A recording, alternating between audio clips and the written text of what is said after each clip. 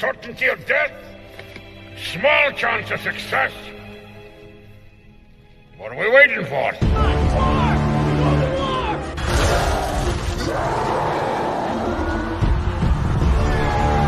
Fellas, I feel this is my lucky day. Brilliant.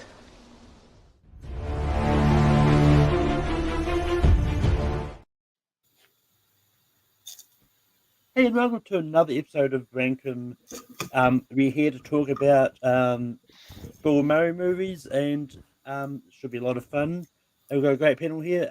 Over to my left, we've got Dr. Peter Venkman, Matt Kearns. Matt, how's it going? We came, we saw, we kicked its ass. Because obviously, I own a Ghostbusters costume, and there are just so many rare opportunities to use it. Like, you can't go to the grocery store in this. Also, I'm really hoping I don't have to pee halfway through the stream because jumpsuits are not conducive to that. But yeah, I love Bill Murray. He's my favorite comedic actor. So when Malcolm asked me if I wanted to be on this, I responded in the only way, which is, again, another Dr. Peter Venkman quote, which is, that'd be a big yes. So I'm really excited for this this episode. Also here we've got Russell Howell. Russell, how's it going? It's going good, man. Yeah, kind of to echo what Matt said. As soon as I heard a Bill Murray episode, I had to jump all over it. Being a product of the 80s, obviously very prevalent in that decade and obviously moving forward. But yeah, Bill Murray's just a great actor, a lot of great movies. And yeah, and I have a Ghostbusters suit too. I should have worn it, but I did not. Also we've got other Matt, also known as Soda. Soda, how's it going? Hey, not surprised that Matt owns a suit. Not surprised at all.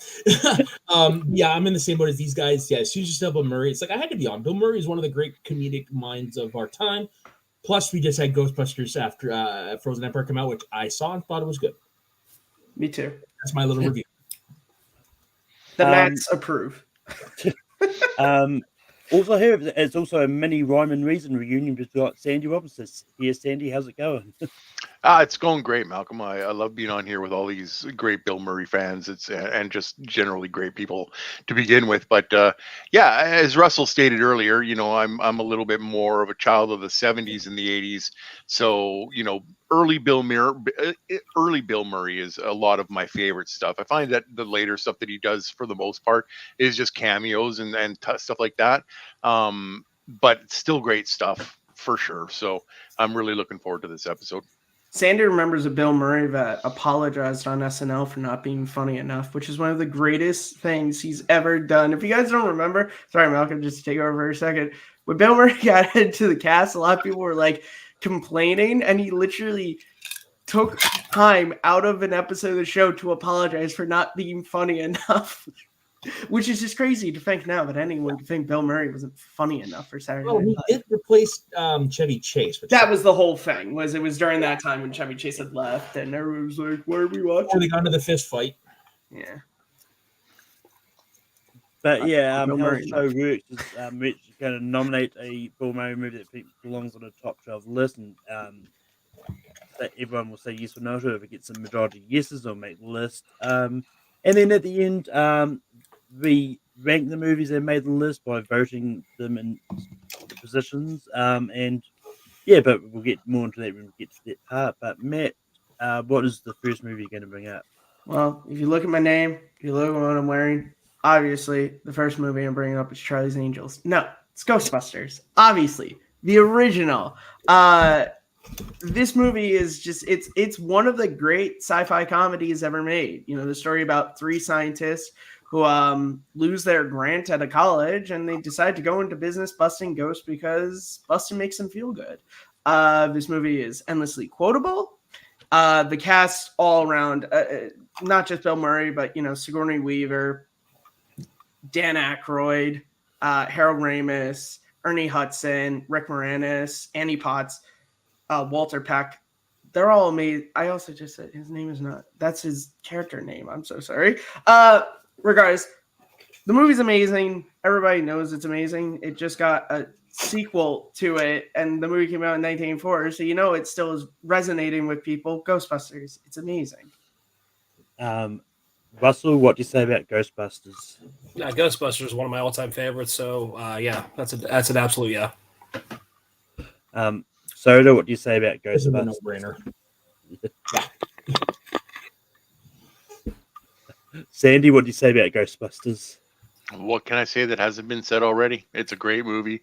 It's one of my favorite movies of all time, just because the cast is amazing, the movie's fantastic, the special effects in it were groundbreaking at the time. So, and the story's awesome. So, yeah, no, awesome.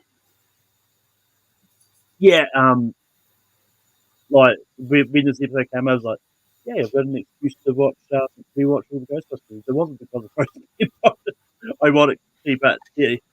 I do think they made a mistake with the release date of Frozen Empire. They should have released on in June, to coincide with the anniversary of it. Yeah. Yeah, but that's also like Last Jedi should have come out in May to coincide with the 40th anniversary of Star Wars. Movie studios are horrible with coinciding with anniversaries like that. Yeah, that is true.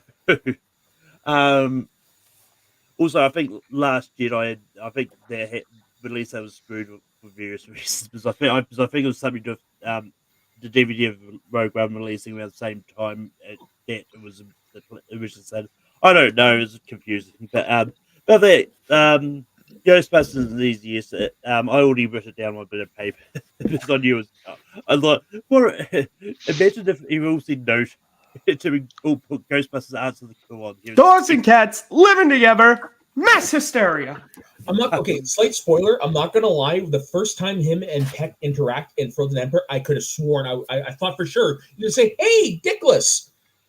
Yeah, there's Somebody did though, didn't they? yeah, Yeah, some there was- random ADR person Yeah. did, and not Yeah. Peter Venkman, Yeah. which I like Frozen Empire, but I got a little things about it. It has his nitpicks. Regardless, Peck is dickless. That's still one of the, I remember me and my dad, me and my dad went to go and see it when it was re-released. This was years ago, and the two of us died laughing when that moment came out. And the mayor's like, "Is that true?" Yes, it's true. Yes, sir. Man has no dick. Yeah, every time I see William Apple in someone, I'm like, "Hey, Dickless." But Russell, what is the first movie you're going to bring up? Yeah, since Ghostbusters is obviously already off the board, I'm going to go with a classic directed by Frank Oz. I'm going to go back to 1991. I'm going to go What About Bob? I think the sheer concept of a patient being he's OCD, obsessed with his doctor, played brilliantly by Richard Dreyfuss, just kind of stalks Dr. Leo Marvin. Bob Wiley, obviously played by Bill Murray brilliantly. I love it. I think it's a great comedy. This is definitely rewatchable, definitely quotable as well. Yeah, I'll keep it short and sweet. Like I said, I really enjoyed it. I think it's a great comedy. I think it's a super underrated gem, Bill Murray. So I'm going to go throw out What About Bob? Soda, what do you say about What About Bob? I'm 100% with you because this is like outside of his big movies that everybody knows him from, Caddyshack, Ghostbusters, blah, blah. This is like the next step down. So this has to be up there. Sandy, what do you say about What About Bob? So this movie's funny to me because it actually took me a while to like it. I watched it the first time and it was like, I was like, "Oh, okay, Richard Dreyfuss is good. Bill Murray's over the top." And it took 2 or 3 more times of me watching it to actually get the genius behind it. And now when I watch it, it's infinitely laughable. You can start seeing the insider's knowledge of what's going on in the movie and how Bill is coming at it from this character standpoint. And it's hilarious. And Richard Dreyfuss, as much as everybody loves Bill Murray in this, Richard Dreyfuss in this movie is just as fantastic and just as funny. So it's a great movie overall. Yeah, I 100% agree. Yeah, this is one that I think I've seen. I saw it seen when I was younger. I haven't seen if I haven't seen it in a while. I just don't remember it much. But I mean, according to Letterboxd, I've seen it. I will give it a slight yes anyway, because yeah. I was late in seeing this for sure. This one. But Matt, what do you say about What About Bob? Yeah, so I I really love this movie. And one of the reasons why I love it is, you know, Bill Murray, will definitely get into it. A lot of the characters he plays, he's always the sarcastic jerk, and he plays that brilliantly. Bob is the opposite of that. He's this super sweet, just like guy. Like the moment when they have him on the sailboat, he's tied to it. He's just like, I'm sailing. And the fact that, like, as somebody who is a bit introverted and socially awkward, like I do kind of relate to that. Like, you can annoy somebody, but you can't read the social cues that you're annoying them. Like, Bob doesn't get that Richard Dreyfuss doesn't want him around all the time. And it's such a different role, and he does it so well. And yeah, Richard Dreyfuss is he's so great, and I love how the family starts to all like love Bob, and that just drives Richard Dreyfuss even crazier. Of course, Bob's always around. Yeah, this is a great movie. If anybody's watching this and hasn't seen one about Bob, watch it, because you're missing out on like just a really funny comedy. Yeah, gets a hell yes from me. That What About Bob is going to make the list. Soda was the first movie you're going to bring up. Okay, so because I know we're obviously going to talk about the big ones, so I'm going to go a little off the board here. I'm going to bring up one that came up a couple years later. It is one of the Farrelly Brothers' more underrated comedies. I'm going to bring up Kingpin, his role as Ernie Big Ern McCracken. It was almost like his charm was perfect for this type of role. And what I love is that he actually bowled those strikes you see in the movie. That is 100% legit. But yeah, no, this is one of the Farrelly Brothers underrated films. It came up between Mary and Dumb and Dumber. Woody Harrelson is one of his better comedic roles, I think, as the one-handed Roy Munson. One of my favorite Randy Quaid films. I think probably my second favorite role behind Cousin Eddie. Just the image of this Amish guy that looks like Dennis Quaid in a strip club as the stripper. Just kind of breaks my mind a little bit. But yeah, I want to see if Kingpin can get the love to make it on the list. Sandy, what do you say about Kingpin? Okay, this movie is pure gold. It is casted perfectly. Everybody in it plays their role absolutely perfectly. Bill Murray's role in this, he plays the haunting enemy in Woody Harrelson's head so well. And then when they finally, like after the beginning where, you know, he loses his hand and they meet at the bowling tournament, his actions during that entire time are so hilarious.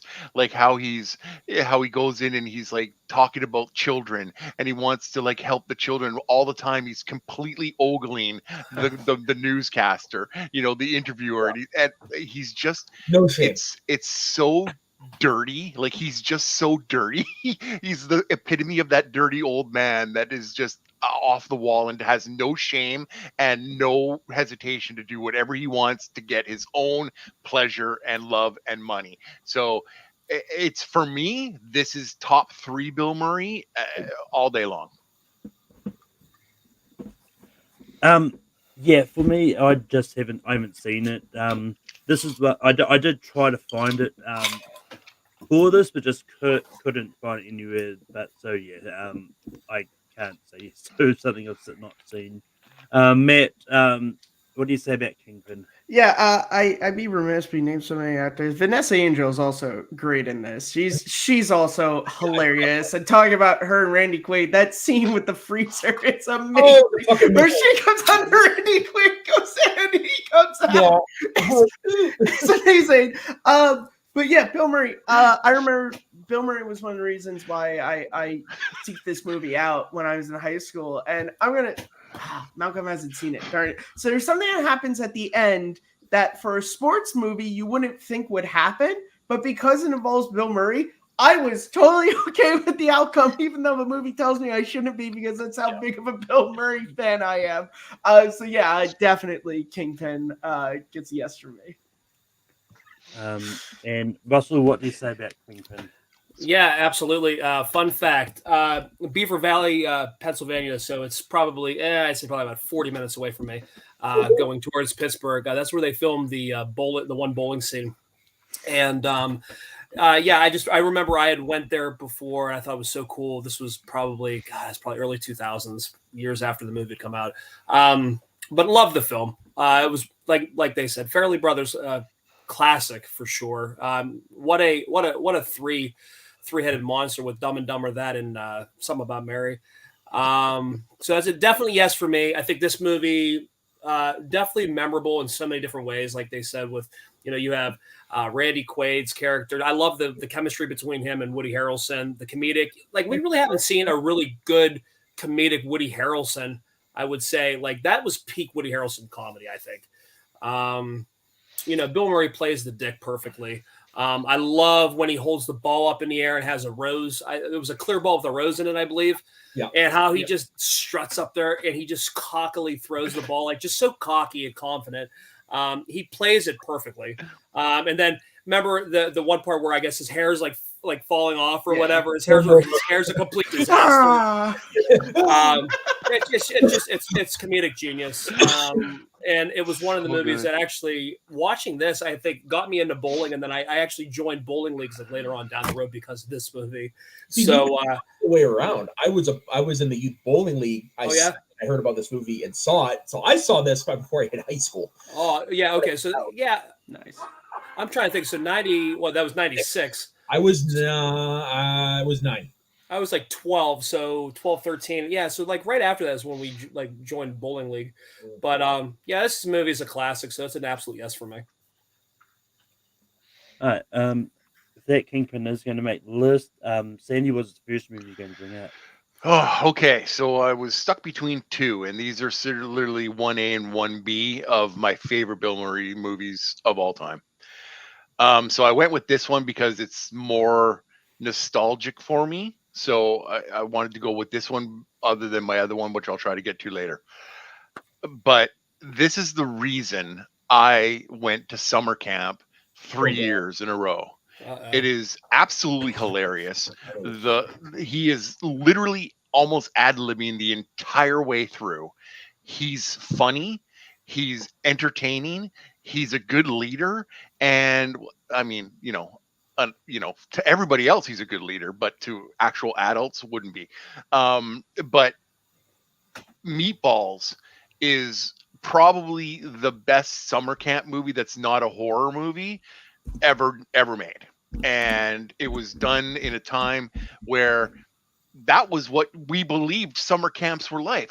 Unfortunately, it wasn't when I went. But this movie it's got great people in it. Karen Allen, we all know from Indiana Jones.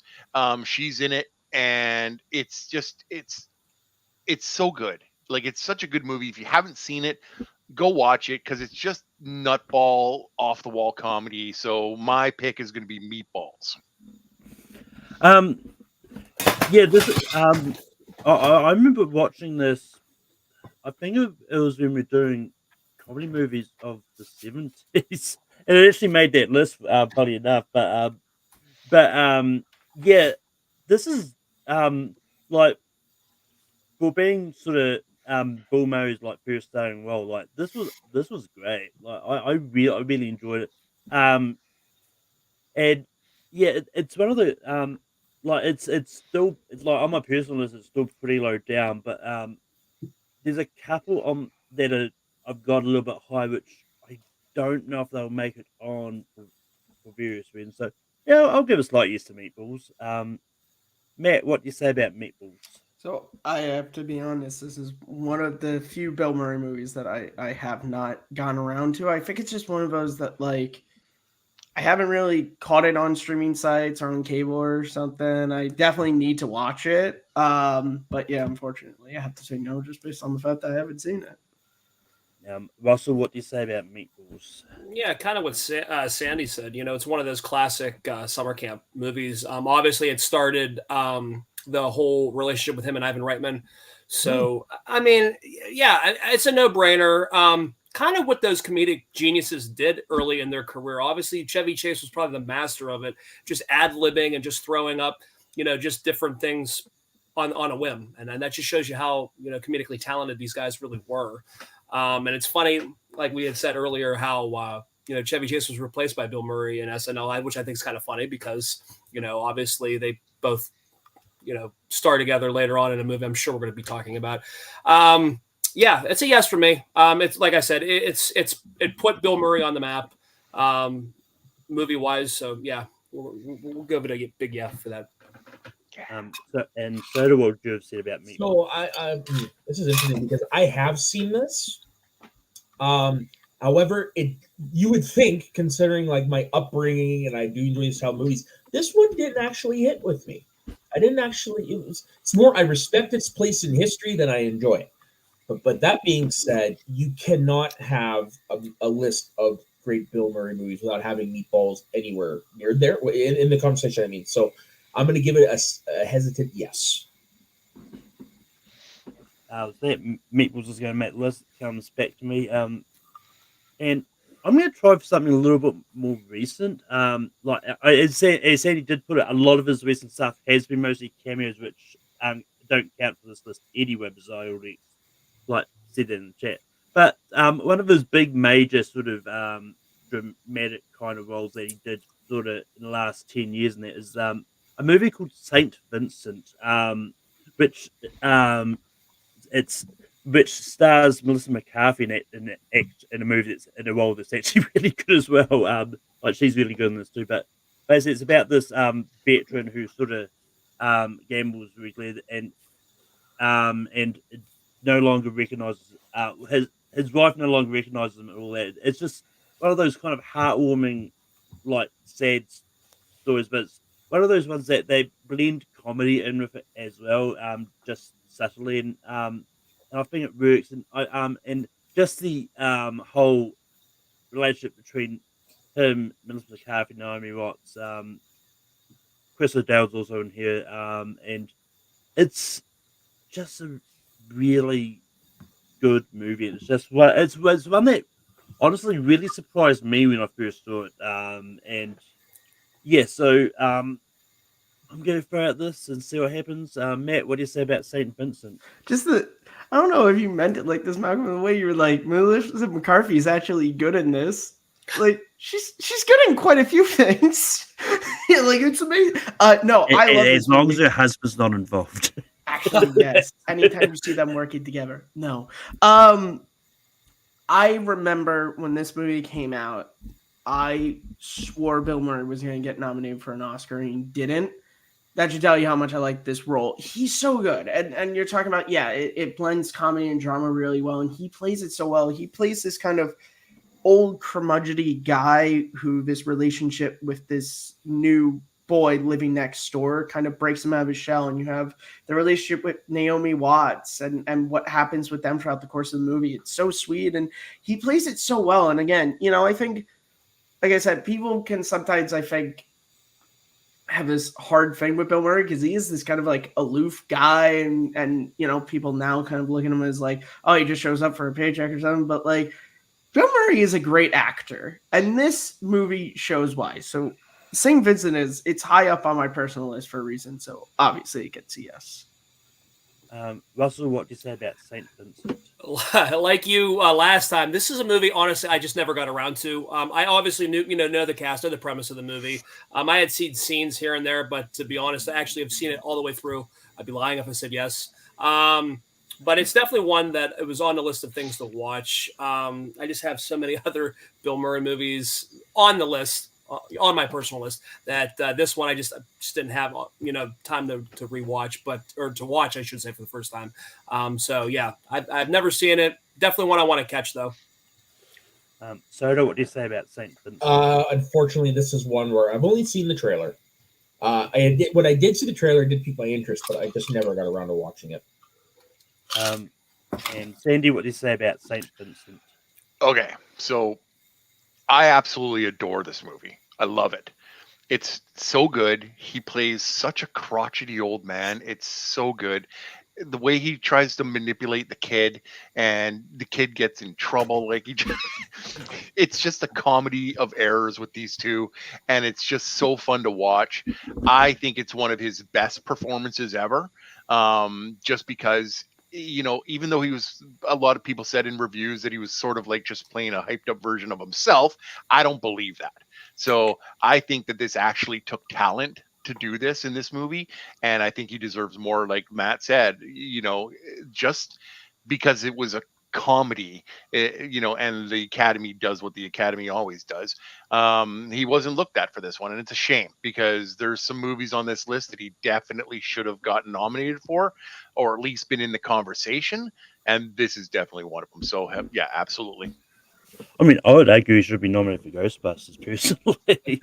Oh, 100%. Yes. uh, And another movie that I'll bring up right now. Groundhog Day is one of them. Yeah, But, look, there's a lot of comedic roles that Bill Murray should have been nominated for, but he wasn't. yeah, I mean, and it's one of those ones like with Saint Vincent, especially like it's also part drama, so it's like in the Academy have shown they do favor comedy and drama when they mix together. Like look at Poor Things, like recent from that. Yeah. So yeah, I got more when I saw the trailer. I got more of the impression that it was a drama than a comedy. So that's interesting. Yeah, Yeah, well, it walks the line really well. So it's more of a dramatic comedy than anything else. Yeah, it's a dramedy. It's a dramedy. But Matt, what was the next movie you're going to bring up? Yeah.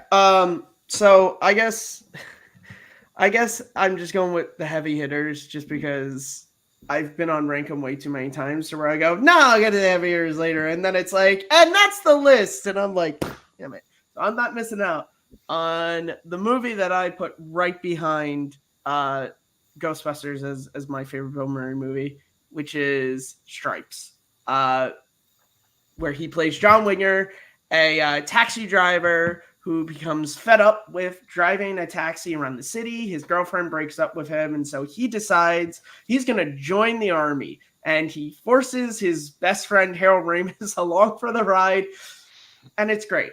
Bill Murray acts exactly like you would want Bill Murray to act when he's in basic training, because he's an asshole, but he gets his just desserts. He does not get away with it, but then when the drill sergeant gets incapacitated for very funny reasons, or I guess not really funny reasons when you're watching a movie, when in real life it would not be funny whatsoever.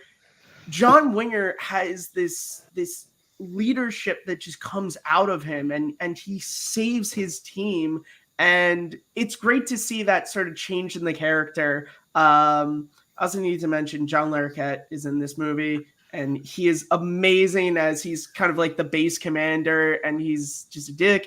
John Candy is great in this. I ingest a lot of anger and also a lot of pizza. This movie is awesome. I love it. This is a movie that a lot of people complain. They're like, oh, the first act's great, but the last two acts suck. It doesn't. Stripes is great the entire way through, and the last act of Germany is also great. Stripes. Sorry, before we go on, my only counter argument to that is I've heard it said, and it's pretty obvious that there's actually two movies in one. That's why both movies are awesome. They're both awesome, but it's quite jarring, the contrast. I'm not going to disagree with you, but I just don't like people who are just like, the last act sucks, because it doesn't. It's still it doesn't suck. It's just you can clearly see it's two movies that were put together. But that's But Russell, what do you say about Stripes? You could say that about Full Metal Jacket too. I mean, it feels like two different movies too. You have the boot camp, but then when they're in war. So I mean, anyway, wait, did Full Metal Jacket rip off Stripes? They go to boot camp and then they go to war. It was just a little. Oliver Stone has some explaining. Actually, what I think Full Metal came out. I think wasn't it in 80? Was it in 80? Was it 80? Or I think or was it? I think Full Metal Jacket. I think I'm gonna look it up. Yeah. Okay. Talk amongst yourselves. Yeah, look that up because I am super. I just know it was 87. 87. Oh, 87. Yeah, Strike. Never mind. Never mind. Yeah. Ripped it off. So classic film. Another Ivan Reitman movie. Boy, he just was everywhere. Supporting cast, man. You gotta love John Candy. Another great actor. Taken way too soon. Could do an easily top 12 about him too. Harold Ramis is great as his buddy. I mean, John Larroquette from Night Court. Everything about it, it's a funny film. It's a yes for me. I have it up on my list. It's not as high, but it's there. So yeah, I'm gonna go with Stripes. Soda, what do you say about Stripes? It's gonna be yes for me as well. I'm the same as you, man. It's not high up on my list, but it is in the conversation. Yeah, some great stuff from this. I don't know why, but Larroquette's line of "I wish I was a loofah" cracks me up every time, and I've used it. But yeah, great ensemble cast, which for a lot of people early in their careers, and I believe wasn't it like Harold Ramis's first on-screen role too? It Might have been. Yeah, I think it might have been Judge Reinhold's. I would believe That might have been because it's the same year as Fast Times, if I'm not mistaken. Okay, They're both okay. 82. But yeah, no, this is a fun movie. Like I said, probably not as high up on my list, but still, it's one of those. Yeah, it has to be in the conversation of great films of all time. So yes, for me. Sandy, what do you say about Stripes? So remember when I was talking about Meatballs as 1A and 1B was my favorite Bill Murray movies ever? This was 1B. Stripes is fantastic. It's hilarious the entire way through. I don't believe that it's two movies. It connects perfectly. They're in the freaking, when they train all night and then they go out and do their little song in front of everybody, and it's so fantastic. And then they get an assignment. I don't know why people think that it's in two movies. They get an assignment, they go, then they steal the van and they go and have fun. Have a good time, and then we come back to the base and we see what happens to them 20 years later. So yeah, it's a fantastic movie. Everybody that's in this movie is great. I love the interaction between Bill Murray and Sergeant Hulka. It's in the bathroom, when he wants to, he's, well, rank isn't going to mean anything right now. And you want to take a poke at me? I want to take a big poke at you. Swings like some hippie that doesn't know how to fight at all. And Hulka just drops him and then puts his hat on and goes, I'm willing to forget about this, winger. And just walks out, and he's just sitting there going. As soon as he leaves, Bill Murray goes because he got punched in the stomach. It's great. It's just so fun to watch this movie with everything that happens in it, like all the people that are involved in this movie that make it so awesome. It's 100% a yes for me. Yeah, I also swear this is the reason why I can never join the army, because the second they send us out on marching, I just be like, there she was, just walking down the street. And Matt goes to the brig. Exactly. I'd be the cooler king. Yeah. So good. Yeah, I mean, for me, this is another one that I just haven't got around to. Like, there's only two big movies of his that I haven't got around to. It was Kingpin and Stripes that they're on my list to try and find, but I just couldn't find them anywhere. I know we'll send you a copy of Stripes if you need it. I mean, I know at some stage earlier this year it was streaming on a streaming service. I just didn't get around to watching it, and then now it's taken off, obviously, because I needed to watch it for this week. But, what were you fellas doing? Army training, sir. But if that Stripes is still going to make the list, then must we go to you for your next? No, so we go to you for your next nomination. Yeah, this one is going to be one of the ones that I would put absolutely above Stripes. I'm going to go with the 1993 classic Groundhog Day. Just rip the Band-Aid off here because we know it's going to make the list. This movie, I just absolutely love and adore this film. Obviously, every Groundhog Day, I make it a point to watch this movie. Pennsylvania Love, obviously, in it. It's just a film that's absolutely rewatchable. You really hate Phil in this movie at the beginning, just because he's just such a dick, and how he is with Andy McDowell. And what the hell is the other guy's name? The comedian Chris Elliott from Schitt's Creek.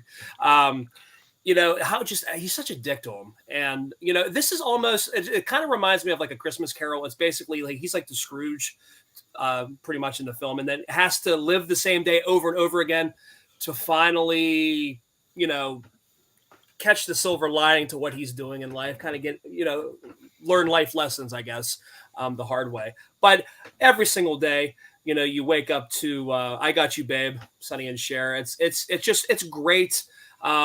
You always love the shot at the 6 a.m. clock because it's coming up, and it's the same exact thing over and over and over. And I mean, who doesn't love the fact that 2 or 3 days in a row he steps in that giant pothole, which is absolutely a doozy, with his buddy Ned Ryerson. Bing, Needle Nose Ned. You know, I just, like I said, this movie is absolutely requotable too, for sure. Rewatchable. So I am absolutely throwing this one out as definitely one of my favorite Bill Murray films. I'm going to go Groundhog Day. Soda, what do you say about Groundhog Day? Going to WrestleMania. Yes. General Zod. Yeah, I know, right? Who would have even thought that, you know? Who would have thought? Oh, all right.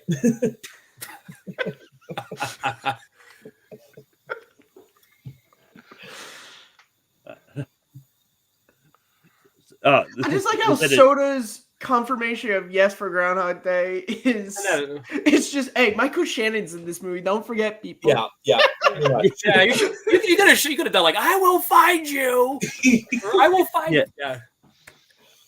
But Sandy, what do you say about Groundhog Day? I mean, you know, there's something really awesome about a movie that very early on in the whole Groundhog Day type of deal, where he gets to repeat every day, he realizes that he can do something about this as his benefit. For personal gain, yeah. For personal gain. Absolutely. And it is one of the things that is just hilarious about it, because he'll fix it. He'll go the next day, he'll come out and go, okay, I know what to do this time. And so he does something else. It doesn't work. He comes back the next day, does it better, and it works. Yeah. And it's so unnerving that when faced with power, he just totally abuses it. And that's what makes this movie funny, because there's a redemption. And that's what's great about why the movie works so well, because he doesn't stay a dick. He actually learns throughout the whole thing, and that's a good quality in a lot of Bill Murray movies. So the Groundhog Day is absolutely essential watching for any Bill Murray fan. Do you have deja vu, Mrs. Lancaster? I don't think so, but I could check the kitchen. But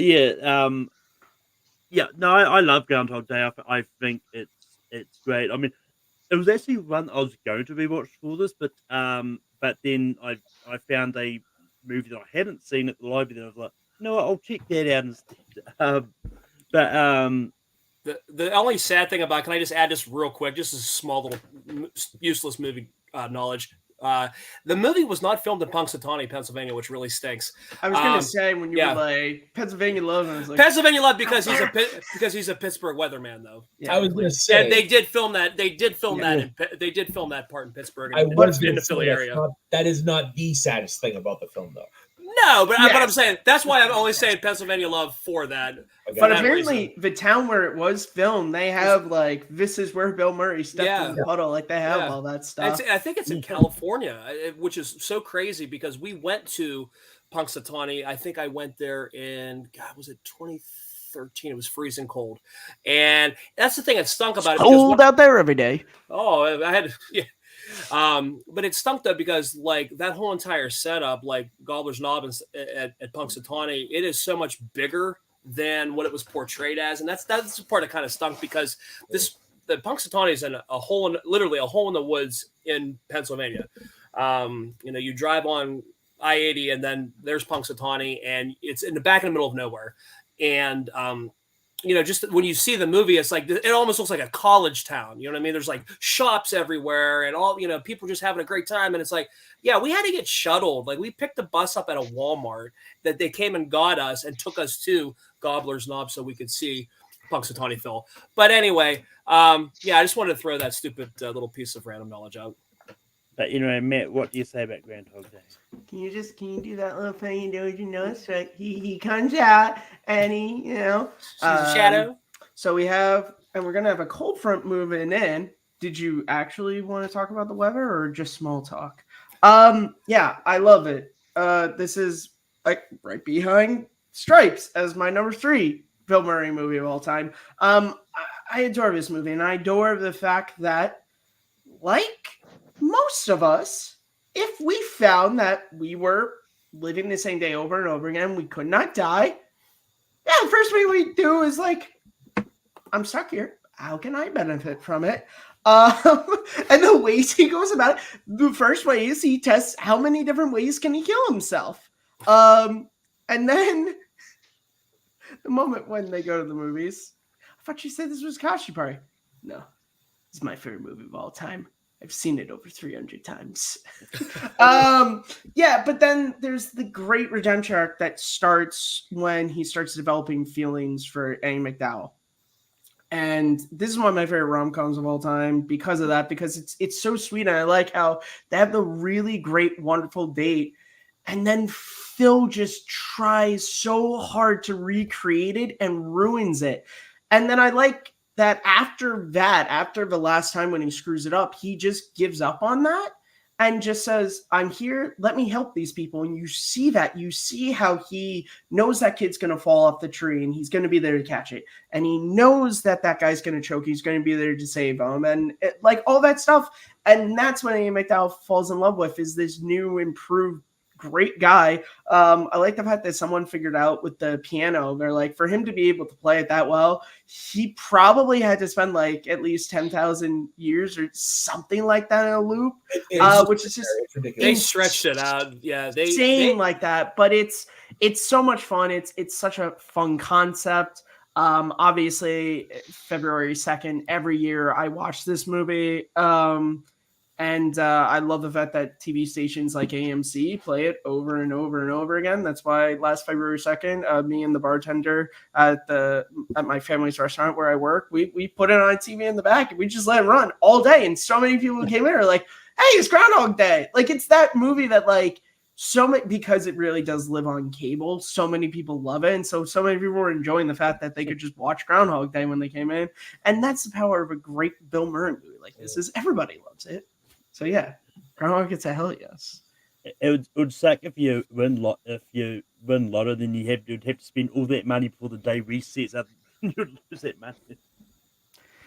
Yeah, and especially if some lottery systems, like, it takes about a week before you actually get your money. Oh yeah, don't drive on the railroad tracks. That's a pretty good one, Phil. But with that, Groundhog Day is going to make the list. So do we go back to you? What is your next nomination? Yeah, so I'm going to go with one that I know a lot of people don't like, but for me, it was actually my introduction to Bill Murray. And I have a whole special heart and place in my heart for the sequel. It's Ghostbusters 2. It's actually in my top 100. Yeah, no, this was actually the first Ghostbusters movie I ever saw. The first one, I was like, oh, who are these guys? And that's because of that. That's where I learned all the names, found out the first one. All that stuff. It's got some great one-liners. I still use to babies. You're short, you're fat, your belly button sticks out, and you're a terrible burden on your mother. I always use that too anymore. Yeah, it's got some great stuff. I really want to get on my wall that freaking image from the end, that painting of the four of them. Oh yeah. That's cool. Yeah, no, I think I don't think it's deserving of the hate that it seems to get. But my nomination is Ghostbusters 2. Sandy, what do you say about Ghostbusters 2? So I agree with Soda on this one. It gets a lot of hate, and I'll be honest, a lot of it came from me early on. I didn't particularly like it. It didn't have the same feel as Ghostbusters, the original, and it was sort of, again, one of those movies that, like, that I had to watch again and again, and more recently a couple of times. It's been on TV all over the place for the last few months, and I would just sit there and watch and go, man, why did I hate this movie so much? It's really good. Mm-hmm. And it's just really good. It's a great sequel.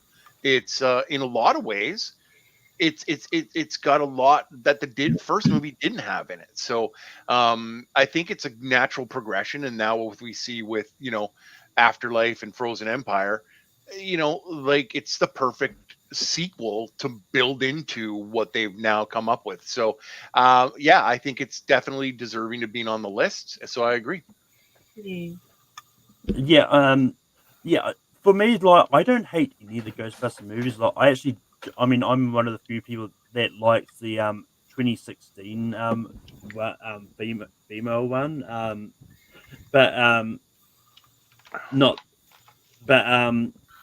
I do really like Ghostbusters 2. It's like, the Titanic survived. Well, better late than never. Did you catch it? Sorry. I missed it. um, but yeah, it's going to be yes for me. Matt, what do you say about Ghostbusters 2? Oh man, this is really hard because we got how many spots do we have left? Doesn't matter. Just agree with what and disagree with what is on the table right now. All right. Why you gotta be like that, Sandy? Sandy says that until we get down to a pick that he really wants, and then he's like, darn it, when I didn't know how many spots we had left. And that happens. All right. So yeah, I also don't hate any Ghostbusters movie that are in canon with the 1984 movie. Ghostbusters 2 was a movie that I always really liked. I didn't own it until I got the Blu-ray set with both of them, but it was constant on cable. I was talking about this with somebody like just the other day. I have the most distinct memory of being sick one day and Ghostbusters 2 was on TV and watching it. Yeah, I like it too. It's one of the few New Year's Eve movies I know. So a lot of New Year's Eves I spent watching Ghostbusters 2. I have 2 or 3 packs of the trading cards, and I'm constantly trying to find more of them, which I was overjoyed when I got my first pack. And one of the first cards was the Bill Murray as Peter Venkman card. Yeah, it's not as good as the original, and I prefer Afterlife as a sequel a little bit more, but I think it's still solid. I think, yeah, it's a little bit more kid-friendly than the first one, but that's also because of the cartoon show, and I think they were trying to service both audiences with that, and I think that was something that a lot of people weren't prepped for, and I think that's also why in the years since, it's gotten a little bit more positive, like, because people are like, oh, I guess I can see. But yeah, Sigourney Weaver's still really good in it. The one thing that bothers me so much is I don't get why Janine just forgets about Egon. What are you doing, Janine? You were totally into Egon in the last movie, and now you moved on. But that's just one of my own little gripes. But yeah, I guess going by Sandy's rules. Kid. What? Apparently, already had a wife and kid by this point. Oh yeah, I guess yeah. You know what? That explains it. Yeah. Oh. So I guess Egon was the one who moved on. Yeah. Would you look at that? I'll say yes, just because if I don't, Sandy, stop, Sandy. I mean, to be fair, it would have already had. Oh, it already. Then I feel great saying yes because I like Ghostbusters too. Yeah. It's just probably third in my ranking. I'm only ranking the 3 because I need to watch Frozen Empire again before I rank it with all of them. Yeah, I'm like that. Third, but hey, I still love it.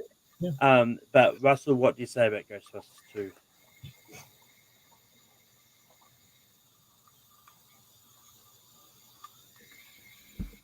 Is that what he said? Oh, is it Sure, to me Russell now? was really Okay. debating it. He's like, what the fuck?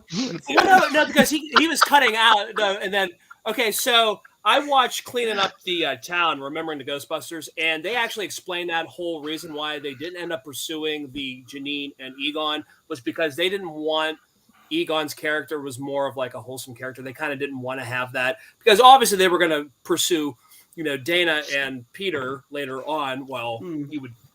And I think that was why, because I remember Harold Ramis said something about it on, or whoever was being interviewed. I forget because we watched this like last week, and it's a fantastic documentary. Definitely check it out. But yeah, I watched the real Ghostbusters as a kid, man. Like I said, a product of the '80s. So I remember renting the Ghostbusters on VHS tape. I remember Ghostbusters 2. When it came out, the trading cards. I wish I would have kept them. I could have given them to you, Maddie, because I remember having them too. Because I remember like any movie that came out, any big movie. I remember like Dick Tracy had trading cards and stuff like that. And I remember and I remember like always getting like any of the big movies. Russell, I'll show you my box. I might have a lot of the ones that you had because I got Raiders of the Lost Ark, I got Return of the Jedi, Jurassic Park. I saw it was funny. We were cleaning out my dad's house. I even had like Phantom Menace cards. They were the widescreen cards. Do you remember those ones? Soda, I have Rocky IV trading cards. Oh, that's pretty cool. Yeah. But yeah, I have Rocky IV. right behind me is that yellow trunk Ivan Drago figure from that old line. Nice. Years ago. Nice. But it's an absolute yeah for me. You can't listen to Jackie Wilson, "Your Love Gets Me Higher," and not think of the slime Yes. moving. It's an absolute yes for me. Like I said, this movie does get a lot of hate, undue hate, because I like it just fine. I do think I really wish we had a Janish Poha cameo. I was always waiting for that. I thought that would have been really cool. Peter McNichol could bring that back. That would be pretty sweet. But yeah, and even to even side with Malcolm on the 2016 Ghostbusters, I know a lot of people hate it. I was one of those people. I hated the whole concept of why are we doing this female-led Ghostbusters, blah blah blah blah blah. And I think it took having a daughter, and then actually like her at 9, or I think she was 8 last year. I think she watched it the first time. She loved it, and it was one of those ones where I'm like, you know what, maybe it's not that bad. But to me, it's almost like separate. It's like almost like in my head or in canon. I don't know how they even set the timeline up, but yeah. Anyway, Ghostbusters is a yes. So hell yeah, let's do it. Also, On Our Own is an awesome end credit. Oh my god, Bobby Brown, and Bobby Brown's actually in the movie. Yeah. That's awesome. That was part of his. He said, "I will do this for you, but I want to be in the movie." So that's how that happened. And it's a great song. Yeah. And then who are you gonna call He-Man at the beginning, which was funny because another great cartoon of the 80s. And talk about cameos. Future Ghostbusters director tells him that his dad thinks they suck. Yeah. Which is funny because that's Jason Reitman. Yep. So, yeah. Captain, I like pointing that out to people when Afterlife Yeah. was coming out. I was like, hey, guys, he thinks the Ghostbusters suck. He shouldn't be Yeah. directing this. Captain Raymond's in it too. You guys are full of crap. My dad says you guys are Full of crap. But yeah, it is a great. It's still rewatchable. It's definitely quotable too. I do think it gets a lot of hate, but I don't know. I'm gonna go yeah.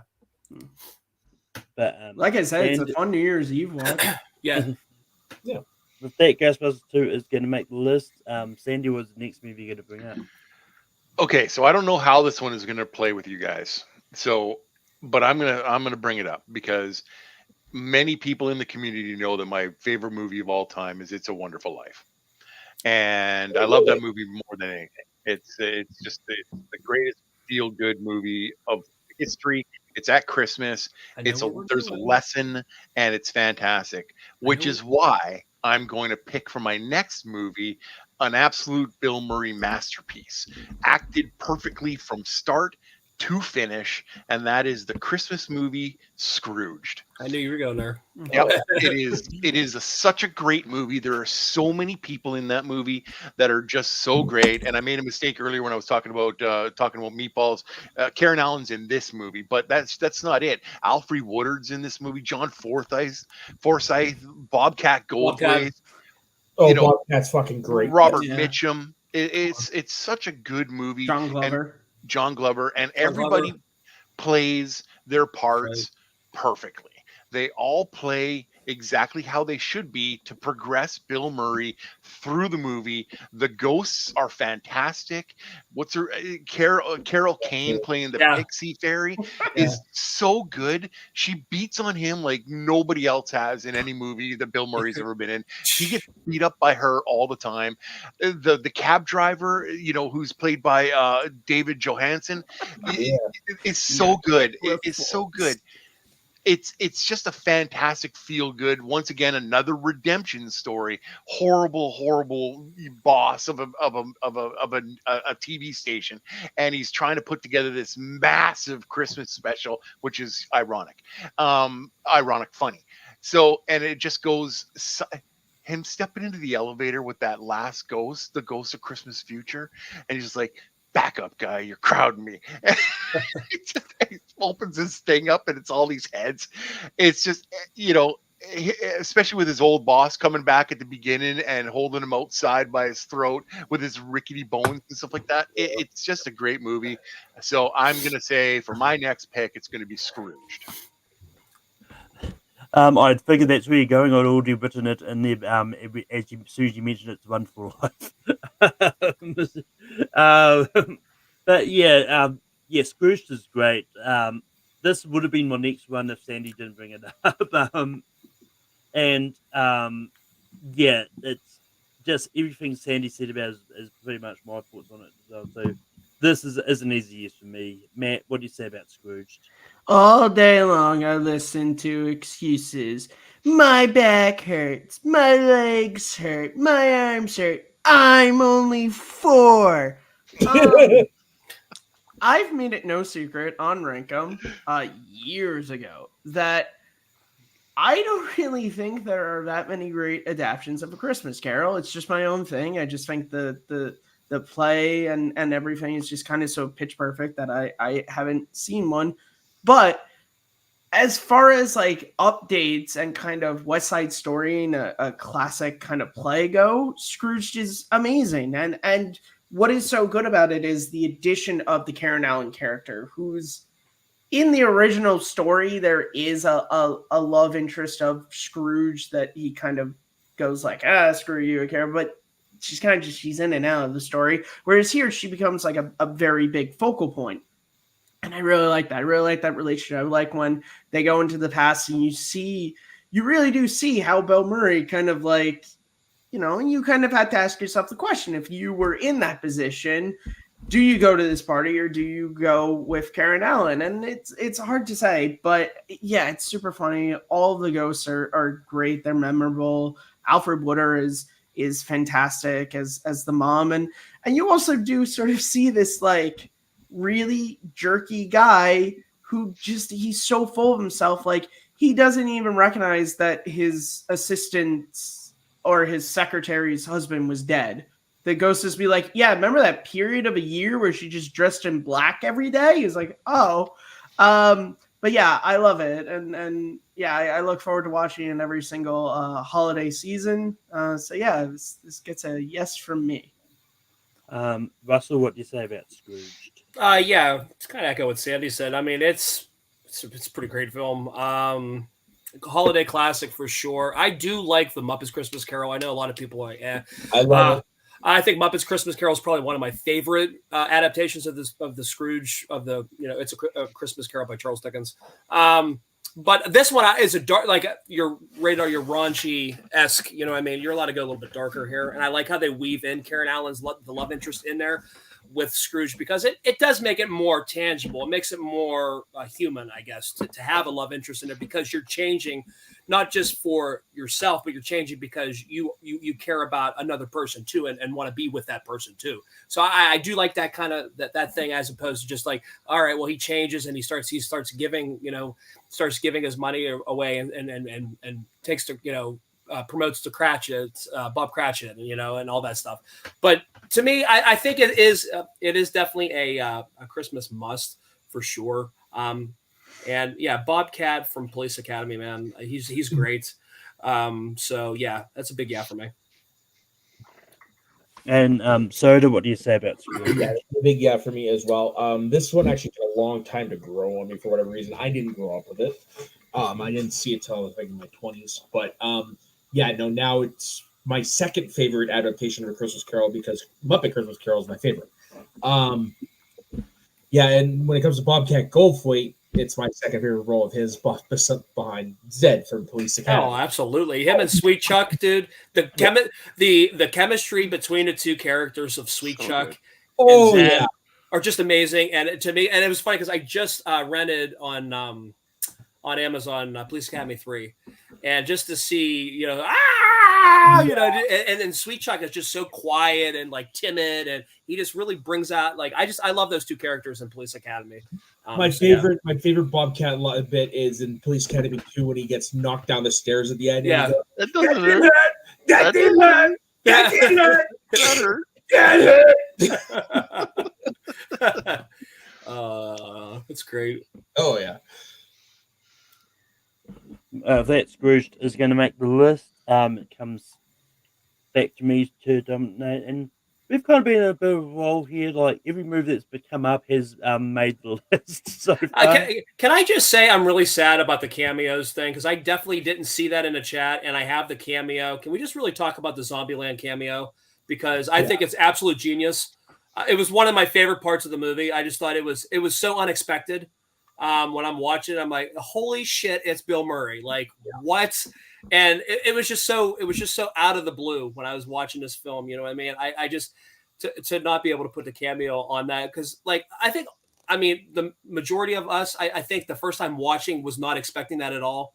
And to see, I've never seen it. and to see, oh well, I mean, I've seen the scenes that he's in, but I've never seen the whole movie. Oh, okay, but honestly, man, like if you go into watching Zombieland and this happens all of a sudden, like you are not expecting it, and you're like, this is awesome, because I mean, obviously we all love Bill Murray, and I just thought it was really it's a great cameo in a movie. So that's just my cheap plug.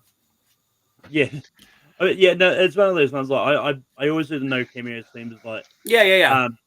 Just because like a lot of the times, like I know Zombieland's an exception because he's credited in it anyway. You just want the monuments men in. A lot of the times the cameos are generally uncredited sometimes. So yeah.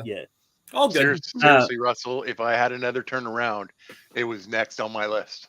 Yeah, I think that cameo is so good. Absolutely. That it doesn't matter. You guys realize we still got 2 spots left. Yeah, it's never going to get there. Yeah. It's never going to get there. I think Malcolm was praying for the Monuments Men, I think. Hey, I like that movie. That's on my list. Well, I mean, okay. Anyway. Yeah. Anyway. Bring up Monuments Men now. Malcolm hasn't seen it, of course. I have seen it, actually. Oh, thank God. I thought it was just one of the 3. But yeah, it's one of those ones.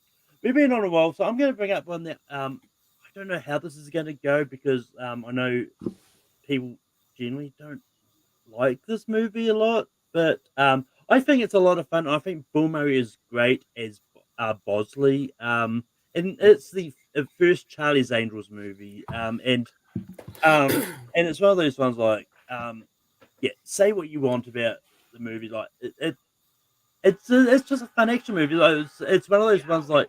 It's got everything you kind of want from a movie based on the Charlie's Angels TV series, and I think Bill Murray is great as the character of Bosley. It's a shame that they couldn't get him back for the sequel. That's because him and they Lucy just Liu randomly had Bosley changed to Birdie Mac.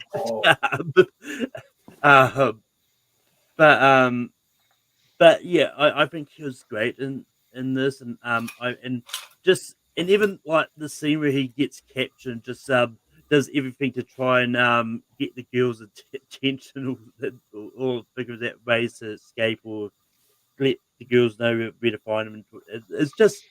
It's just a lot of fun. But Matt, what do you say about Charlie's Angels? Yeah, I've never seen Russell, There's no jokes to make. I've never seen it. I've seen Farrah Fawcett Majors, but she went in that one. It's not that you He's said in you had Logan's seen Run. It was how you said it. Yeah, I've never seen it. Yeah, I've never seen it. You know what? Because at this point, he's gonna watch it right after the show. Burying the lead on this one. No, I have not seen Charlie's Angels. Russell, what do you say about Charlie's Angels? Yeah, I've seen it. I mean, it's fine. I just don't consider it a top 12. This is more of an outside top 12 for me. I do like him in it. It's a shame. I mean, I can see the reasons between him and Lucy Liu probably not getting along. I can imagine he was probably at that time probably hard to work with. And that's why that's why the Ghostbusters were stagnant on a sequel for the longest time too, because he had a fallout with Ramis, Harold Ramis and Aykroyd and all them. So like to me, I don't know. I wouldn't say that this is I would say this is maybe like 15, but like 15 to 20 ish for me. I mean, I like the film fine. The second one's not that great. Full Throttle's trash. But yeah, I'm going to say no on this one. I was thinking on like Full Throttle, but what do you say about Charlie's Angels? I've never seen it. Sandy, what would you have said about that? Oh, I've seen it. And I wish I could take it back. It's a horrible movie. The second one, if the first one's horrible, the second one is on like a different level of crap that literally is still sliding down the back of my throat. It is just disgusting how bad these movies are. I don't care. Tell us how you really feel. The only part about the only Charlie's Angels I like is the new one.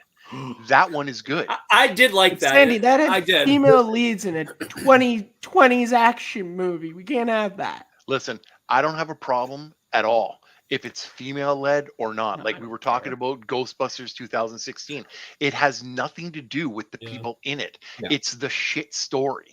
And if the story is shit, the movie's going to be shit no matter who's in it. I could bring up 1,000 examples of great actors in shit movies. So Sure. no, I'm sorry, Malcolm. I almost think that you did this one on purpose because you knew we were going to dump one.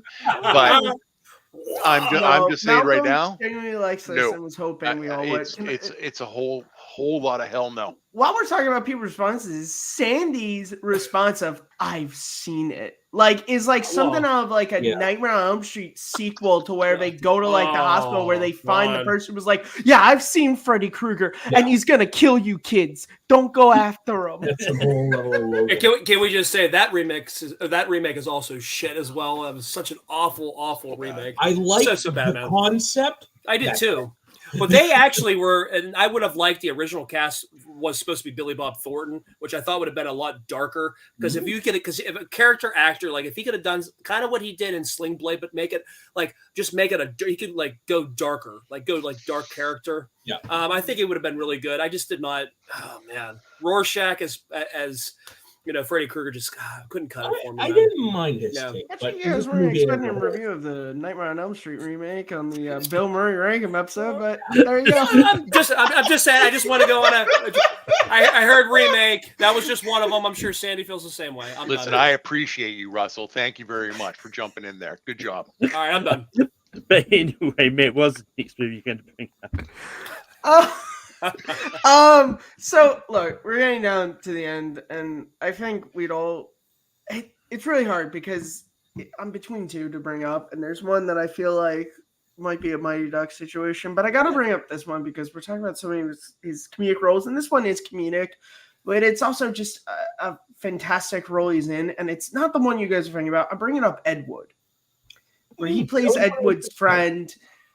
Bill Murray is so good in this. And I talked about what about Bob? Like, such a different role for Bill Murray that you would not think of. He plays this character who, talk about a time to where, like, changing genders now, people have their feelings about. This was a character back in Ed Wood's time, and he plays it so well. But it still is funny that the baptism scene when he gets dunked down, like, Bill Murray's amazing in this, and the rest of the movie is also just incredible. The story about, one of the worst filmmakers of all time, making one of the considered to be worst sci-fi movies of all time. It might not make the list, but if nothing else, I hope that if you're a Bill Murray fan, you have not checked out Ed Wood, please go and watch it because he's stellar in the movie. Russell, what do you say about Ed Wood? I'll go with it. I can see Ed Wood going like at a 12. Yeah, kind of what Matt said. I mean, it's your non-typical Bill Murray role. Yeah, I'll keep it short. Yeah, we'll go. Yeah. Soda, what do you say about Ed Wood? I'm just taking a look what's left on the list. Yeah, no. I even though it was one I was thinking of, I'm gonna go with no. Unfortunately, because it's not honestly one I do go to a lot. Like it is great, don't get me wrong, but it's just not one I go to a lot. Yeah, we're getting to I got you. We're getting to the end of the list where you got to be a little bit more selective. I got you. There's one that two that I'm surprised I didn't brought up with, and one certainly. Me too. I'll be taking that one if it's the one I think it is potentially. Oh yeah, probably okay. I'm hoping. We'll see. Look, there's two that if they don't make this list, everyone's going to be like, "You guys really forgot these two?" But Sandy, what do you say about Ed Wood? I guess I'm just in the minority on Ed Wood. I've watched it because people told me it was amazing. I didn't like it. The movie itself. I don't think that Johnny Depp's performance was bad. I also don't think Bill Murray's performance. I don't think anybody's performance was bad. I just didn't like the subject matter. So I'm not an Ed Wood fan as a director because he was really bad. Like he was just really bad. And to do a whole movie on how bad he really was, just didn't really resonate with me. So just because of that, I'm just going to say no on that one.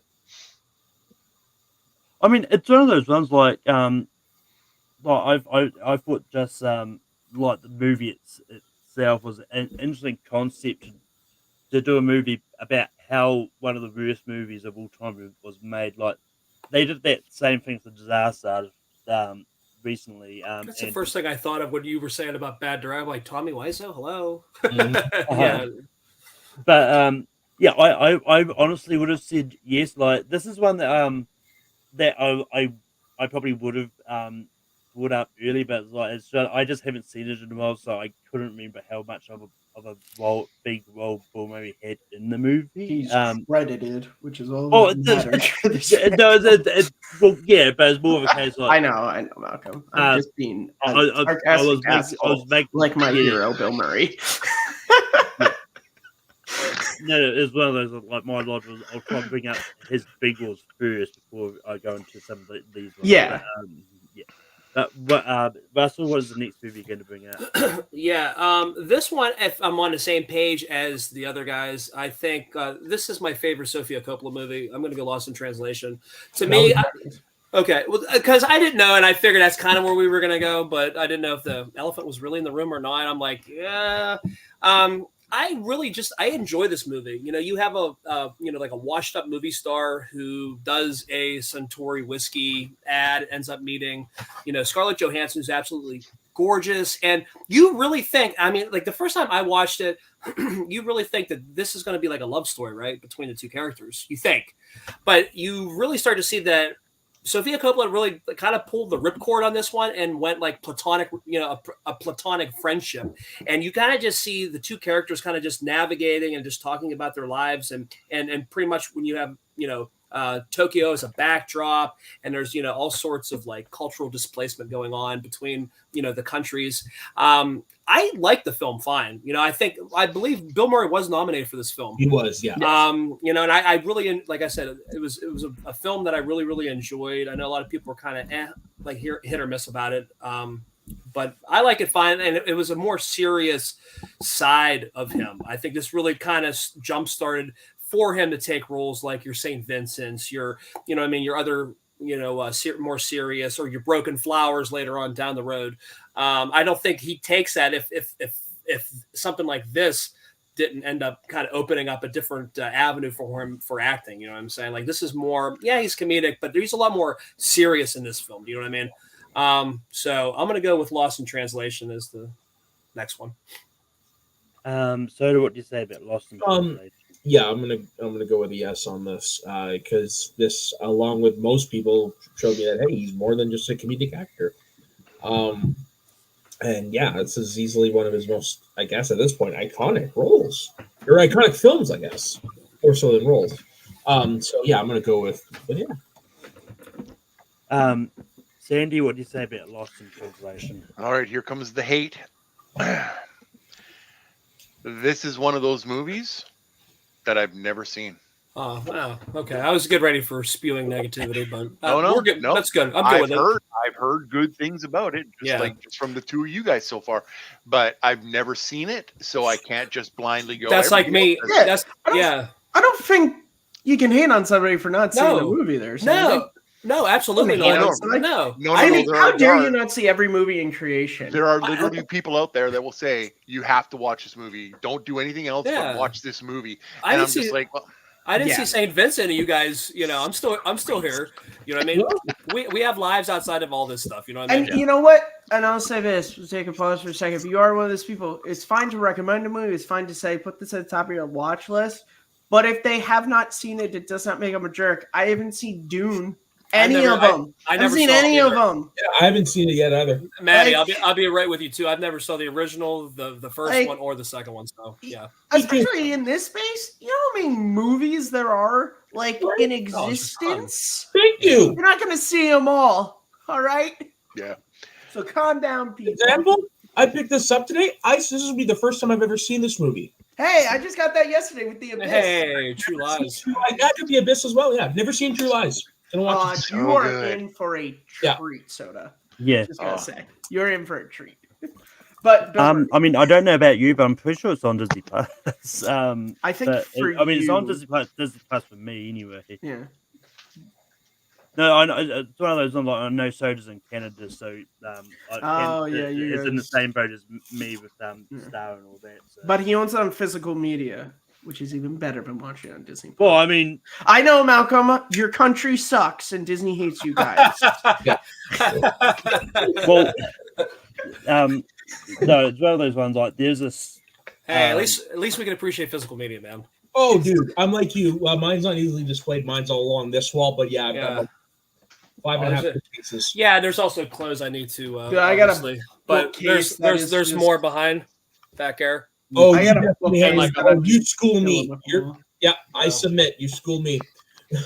But I have my action figures. No one I should have a Bill Murray though. And then I had a chance to buy. They had a Toy Story I was in. They had a Bill Murray from the '84 movie, and then they also had one from Afterlife. But I didn't pick it up, and I regretted it the second I walked out. I did not go back. Even that guy that I'm just gonna keep. Oh, you got the popcorn, yeah. They had a set. I went to the movies yesterday. They had a thing to where you could get like cups and like a thing, but it was like $40. Yeah, like Ghostbusters. I'm not $40 worth. I got a pop figure up there too, Venkman. Yeah. But yeah, Sandy hasn't seen Lost in Translation, which is totally okay. But Malcolm, what do you think about it? Let's just get this back on track. Other than being lost in tangent. Yeah. We're going down different rabbit hole. Like Bill Murray would want us to do. Absolutely. Yeah. Sticking on brand. Yeah, no, I mean, I'm not as high on Lost in Translation as everyone else is. But I do like it enough, and just looking at what I've got sort of above it, like there's a few that that I think will either not come up anyway, or and that. So I'll say yes to Lost in Translation. Matt, what do you say about Lost in Translation? Yeah, so Lost in Translation, it's one of those movies that I seeked out because so many people talked very highly of it, and it was one of Bill Murray's first, kind of dramatic turns. And I watched it, and I think it's good. I think it's a really solid made, platonic kind of love story. I like the fact that it doesn't like dip into like them cheating on their husbands and wives respectively, but I like the fact that it's this strange world for these two US citizens, and they kind of find each other, and that friendship sort of helps them both survive their own sort of like issues that they're going through at the time. And Bill Murray and Scarlett Johansson, they're great. I'm giving it a yes just because of him, but it's one of those movies that I saw once and I have not been desperately seeking to watch again. It's one of those weird things where like it's good. It's amazing that that girl who wasn't very good in Godfather 3 made it, but hey, yeah, there you go, Sandy. I brought the hate back because God, she was bad, but I mean, she wasn't that. Oh, I don't blame her for the movie. Bad. I mean, Godfather 3 is okay. I mean, she was bad, but she wasn't like. Yeah. I think that movie just fell to the victim of being following. The first two, how do you make movie ever made? Yeah. The first two movies are masterpieces. Talk about our movies. Yeah. I'll just say this: my piece on Godfather 3. For two of the greatest films that go beyond mob movies, Godfather Part 3 just felt like a by numbers mob movie, and that's the problem with it. Yeah. That's the issue. Yeah, I get it. They probably should have just left it alone. Just went with 1 and 2, and then. But yeah, does Lost in Translation make the list? Just Part 3. So do you suggest to Lost in Translation, right? I did, yeah. Yeah. Yeah, it makes the list. So, are we to our last spot, or we've got 2 spots left? 2 spots. Oh, no. Charlie's Angels didn't make the list. Oh, okay. But so what is the next movie you're going to bring up? Before I give it, I just want to shout out this cameo in Get Smart. Yeah, fucking love that. That's an underrated cameo. Yeah, I don't remember the cameo, but I remember the movie. He's the agent that is in the tree. Oh yeah. See, I love Get Smart, but whenever I think of Get Smart, it's only 2 scenes that come to mind. The first one is when Dwayne Johnson staples the guy's head. It's like, I tell you what we don't do, staple people's heads. That's CIA crap. And then it's near the end of the movie. It's Steve Carell and him. They're in the car. It's just like, he's looking at the plane. He's like, are you thinking what I'm thinking? And he's like, oh, there's the thinking. Holy shit, a swordfish almost went for my head. If so, the answer is yes. But yeah, I don't remember Bill Murray offhand. Gotta watch that movie again. But no, I'm gonna go with the other elephant in the room, Caddyshack. Come on. Absolutely. Like this is another like there would be riots if this is on the list. While there's while Meatballs was his first starring role where people would know his name in movies, this is the one that launched him into the stratosphere. I mean, his attempt to conquest the gopher is like the highlight of the movie. Oh, yeah. And of course his speech about winning the golf tournament. It's another story. Comes from nowhere. It's in the hall. It's in the hall. So we might as well just get it over with. Caddyshack. Sandy, what do you say about Caddyshack? Of course. Of course. You should just go right to the end of this question, because if anybody says no, they don't like Bill Murray, period. So it is fantastic. Him, hello, ladies, as he's cleaning the balls. It's just so fantastic. Just the little things when he goes into Ty's house because Ty shanked a ball onto his pizza or wherever it was, and he's got to hit it. He's got to play it where he lies. And they talking about that. He's talking about, I did drugs. Yeah, it's okay. I'm not, nothing happened to me. Just the whole conversation between those two cracks me up. It's like a conversation that they would have had in a Saturday Night Live skit together, and just sitting there going, okay, all right, let's see where this goes. He's just fantastic in it. It makes the movie. I mean, everybody else in the movie is great too, and the movie itself is fantastic, but Bill Murray's performance in this is popped up. I do want to say one more thing. It's nice to have another fan in the house. Yeah, finger. So yeah, a yes for me. Totally. Well, I guess I don't like Bill. I guess I don't like Bill Murray. I watched Caddyshack. I watched Caddyshack for the first time yesterday. What? I think it's perfectly fine. I barely laughed, and I barely laughed. I didn't. I thought the story was good. I just didn't think it was funny. Were you talking about the whole movie? Yeah, I barely laughed the whole movie. Wow, Dangerfield is on point in this whole. Oh man, I can see that, unfortunately. So it's okay. like no, it's. I mean, it's probably a case of just me coming to it too late, and it's and some of the humor just not working. But look, I mean, it's one of those ones. I watched both of them. I still say it's better than 2. I like that's. You mean the second one? But second one is bad. But yeah, second one's bad. I mean, there's some bad sequels out there. But Matt, what do you say about Caddyshack? So we got that coming for me, which is nice. Yeah, I love Caddyshack. It's amazing. Talk about what the funniest thing is if, for those of you who don't know, Caddyshack had one of the worst productions in history. Ooh, yeah. It was a movie saved and edited. And what's so funny is the reason why it's called Caddyshack is because the story is supposed to be about Danny. And it's supposed to be a coming of age story. That's why the whole last act is dependent on this caddy tournament. But when you watch the movie, that story's in there, but it's not nearly as important as all the other random stuff. And I love, and Bill Murray has talked about this before, he was not supposed to be in that movie nearly as much as he was. He was doing SNL at the time, and basically how it was he'd go do a few days on Caddyshack, do Saturday Night Live on the weekends, and then they just kept bringing him back. And they actually, one of the ways they stitched the movie together was actually Bill Murray going after the gopher. They just used that as all right, we can kind of segue this into this next random scene of Chevy Chase riffing it. But he's great, and he's so funny.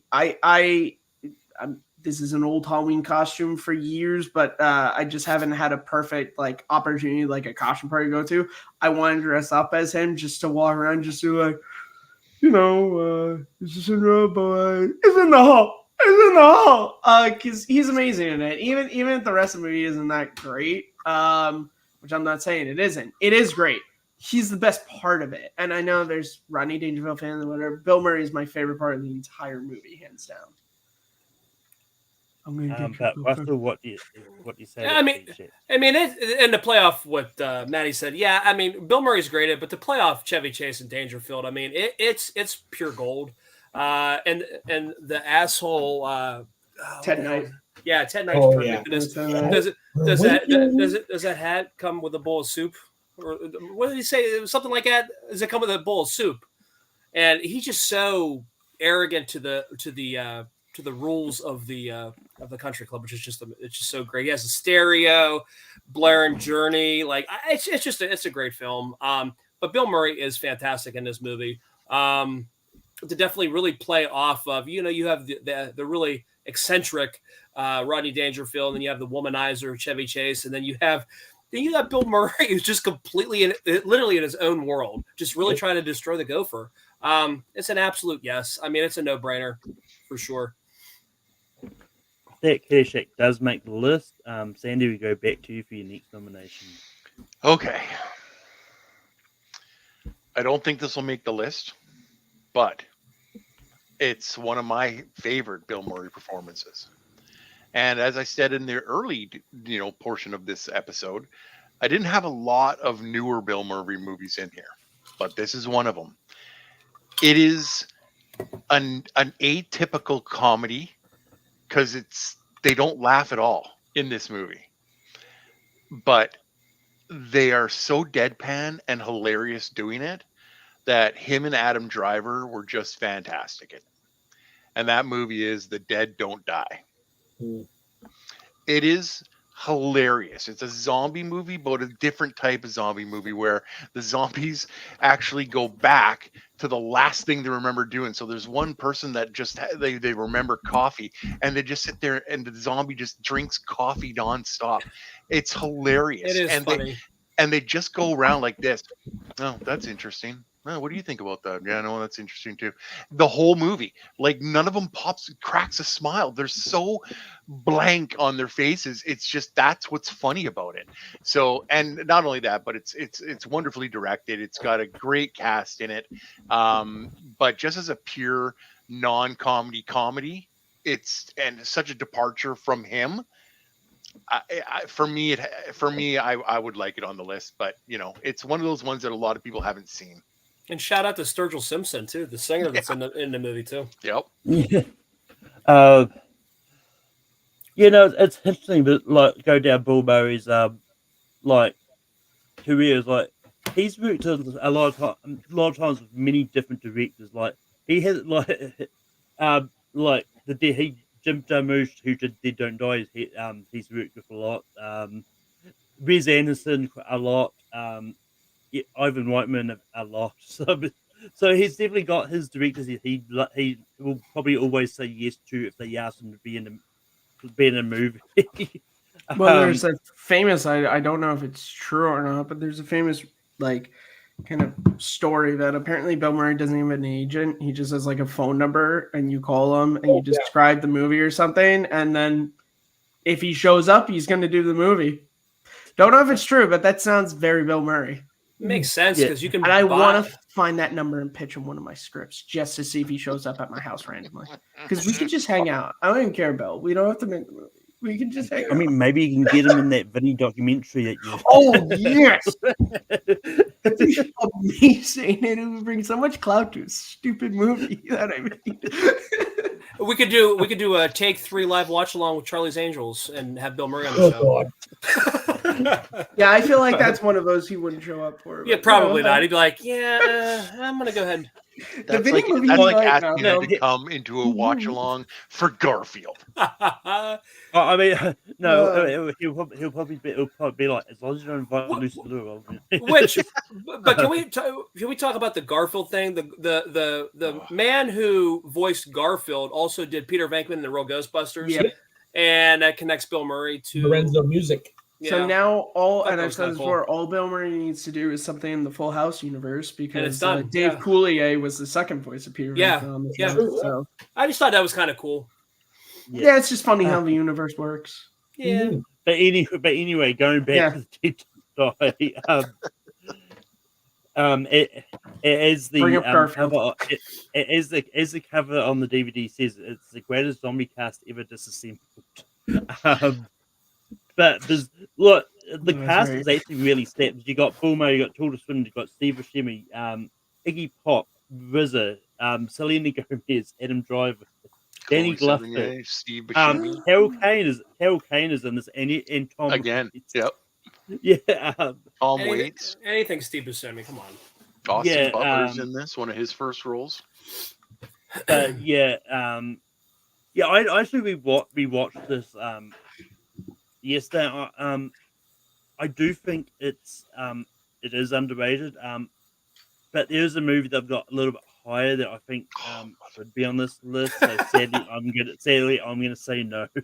But I do like the movie. I don't think it's bad at all. But there's one that hasn't come up yet that I think should be here.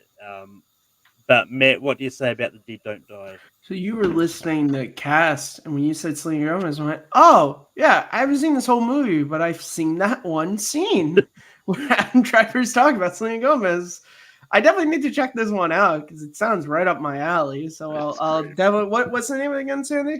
Dead Don't Die. Dead Don't Die. I am adding that to my list of rentals. Dead Don't Die. But There you Russell, go, Sandy. It's on the list of rentals. I will go ahead and throw it on there. Kind of what Sandy said. I mean, it is completely a completely way different. It's like a real dry approach to the zombie. It's, I mean, like if you would watch this back to back with Shaun of the Dead, I mean, fucking wouldn't that be a great double feature? Wouldn't that be a double feature for like what the hell? Yeah. It's funny in its own right though, man. It's one of those ones where it plays off of the not an atypical zombie film, which I kind of like because I feel like we do the same thing all the time. We're running from zombies, same thing, But this just takes a different take on it. Murray's great in it, so yeah, let's go ahead and try to throw it on. Soda, what do you say about the Dead Don't Die? So I saw the trailer when it came out, and I was like, "Oh, it looks like a fun movie." I never saw it, so I'm sorry. But it's still going to make the list. No, it's not. No, It's too my brain. Yeah, it's not going to make the list. Tie goes to the runner, Malcolm. Tie goes to the runner. Wait, Sandy, are you watching Rankum? No. Oh, okay. No. Because here's the thing, there's like a runner at the bottom, whatever you're watching, that is the same color scheme as Rankum. So I was like, how the hell can you tell that? No, because never mind. There's the I see the TV now. Yeah, and I'm like, are you watching us on the TV? Why? Yeah. You're living it, Sandy. The TV is my personal computer monitor. It's you damn stalker. But anyway, back to you. Unfortunately, the Dead Don't Die isn't going to make the list. The movie I'm going to bring up is The Jungle Book. I think Bill Murray was great as this interpretation of Baloo, and it's just I think and I know that a lot of people do like to shit on the Disney live actions because it's not being as good. This is one of those ones like I didn't care about the original animated movie. I thought the animated movie was fine, but to me, I preferred the live action adaptation over the animated movie. And I think it's great because I think Jon Favreau did a really good job. Well, yes, a lot of it is voice work, and it's mostly the actors sort of playing against nothing for the most part. But I think what Bill Murray does with the voice of Baloo, I think is great. While he's not as good as the original voice of Baloo, I think he does a really good job of making it his own and putting his own spin on it. And I think he does it great. So I'm bringing this up. Matt, what do you say about the Jungle Book? So there are 3 Disney Jungle Book movies, 2 of which are live action. I have seen one of them, but it's the one that came out in the 90s. So I haven't seen this movie. But that one's awesome, by the way. The 90s one with what's his name? Oh, I know what you're talking Harry about. It Elways. was Jason Scott or Jason Scott Lee. Yeah. And Sam Neill. First Awesome. time I ever was introduced And, to what's her name? She was Sarah Connor on the Sarah Connor Chronicles. Lena Headey. Yeah, the movie's awesome. Everyone should check it out. I saw it recently for the first time. It is a great forgotten gem from the 90s. But Bill Murray's not in that one, sadly. He's in If only Disney Plus would put it onto their streaming service. Yeah, I don't know why. Like, you guys own it. There's no excuse. Dude, they don't even have Oh, a I mean, weekend. there's a lot of stuff that Any probably sense. should be there that they own that they don't put on there for Yeah. some reason. There's no excuse. 'Cause it's not, as far as I There know, might no, be a they rate haven't fiction. licensed. Yeah, but Russell, what do you say about the Jungle Book? I too, like Matt, unfortunately have not seen it. I'm just kind of over the whole live action. We need a live action everything. Just one I just didn't catch. It was right there at the beginning of this whole entire wave of live I think it was action. the beginning, actually. I think if I'm pretty not sure it was. mistaken. I think it was. Yeah, I think yeah. Cinderella was Cinderella. earlier. No, you're right. Cinderella Cinderella was 2015. This is 2016. Cinderella. Well, that, I mean, but Jungle Book was like, I think even did way more money. It was like a juggernaut there in the box office. And yeah, we just need to stop these live action films. But yeah, anywho, just moving on about Bill Murray. Onward. Soda, what do you say about the Jungle Book? I saw it in theaters, and that's it. I don't really remember it much. I'm sorry. It's all right, and I'm pretty sure Sandy's not going to like it. Sandy, what do you say about the Jungle Book? Hold on. I absolutely love this movie. I think it's one of the best live action movies that is out there. Listen to the cast. Idris Elba, Bill Murray, Scarlett Johansson, Christopher Walken, Ben Kingsley, Lupita Nyong'o, Chris Hemsworth, Emily Blunt. We got Charlize Theron, Russell Peters. It's like Sam Raimi, Infrared Khan, Gary Shandling, Priyanka Chopra. It's like literally a who's who in Hollywood in this movie. I don't consider this a Bill Murray movie at all. Just because he's the voice of one of the characters, it's an ensemble cast and he plays a part in it. And that's fantastic. He's not the star. He's not there anything about, like, I forget, he does such a good job as Baloo that I forget that it's Bill Murray. And that's perfect because you don't want to think of who's voicing the actor as the character. You want the character to stand alone. So for that reason, and that reason only, Malcolm, I like this movie. But because I think it's just too big of an ensemble cast for him to get separated from, I'm going to say no. That's fair. No, it's just a reaction you made after you said it was like, oh, are we going to get a Charlie's Angels situation? Nope, I love that movie. But Matt, we go back to you. What is your next nomination? Oh, man, this is hard because on my Oh. on my list, I'm looking at my list, and I got one that I definitely know is not gonna make it, and I got two that probably won't. So I guess I'll go for the last one that I have that might make it. He's not like completely, totally, like, he's not the lead, but you talked about it already. He's worked with Wes Anderson in time. I have the Royal Tenenbaums. I think this movie is incredible. It's got such a fascinating style to it, and I love the world that it creates and all the characters, and it's very, again, with the narration by Baldwin, it's very storybook like, and obviously Bill Murray plays oh my god, he plays Gwyneth Paltrow's husband, and he's a very odd character, but I like him amongst a world of odd characters. So yeah, the Royal Tenenbaums. Russell, what do you say about the Royal Tenenbaums? Yeah, I'll go ahead and piggyback off of it. Yeah, I'll say yeah, just because of the fact that Royal Tenenbaums, I feel like, got Wes Anderson out there. Like, I know Rushmore was before, but I really think the success of the Royal Tenenbaums, critically, I think really kind of pushed him more, not, I'd say mainstream, but he still stayed true to his directing style. It's like his Pulp Fiction in a way, to where it's Pretty like pretty much, Rushmore yeah. and Reservoir Was like- Dogs introduce was- them, and then yeah. it's like, oh, they can be lightning about Yeah, twice. and that's pretty much a good analogy of that. But yeah, and then obviously he's been in a lot of stuff that Wes Anderson has done and been fine in everything he's done. But yeah, I'll go with the Royal Tenenbaums for Soda, what do you say about the world? Let's chalk this up too. I've never seen it. It's a good one. It's a good one.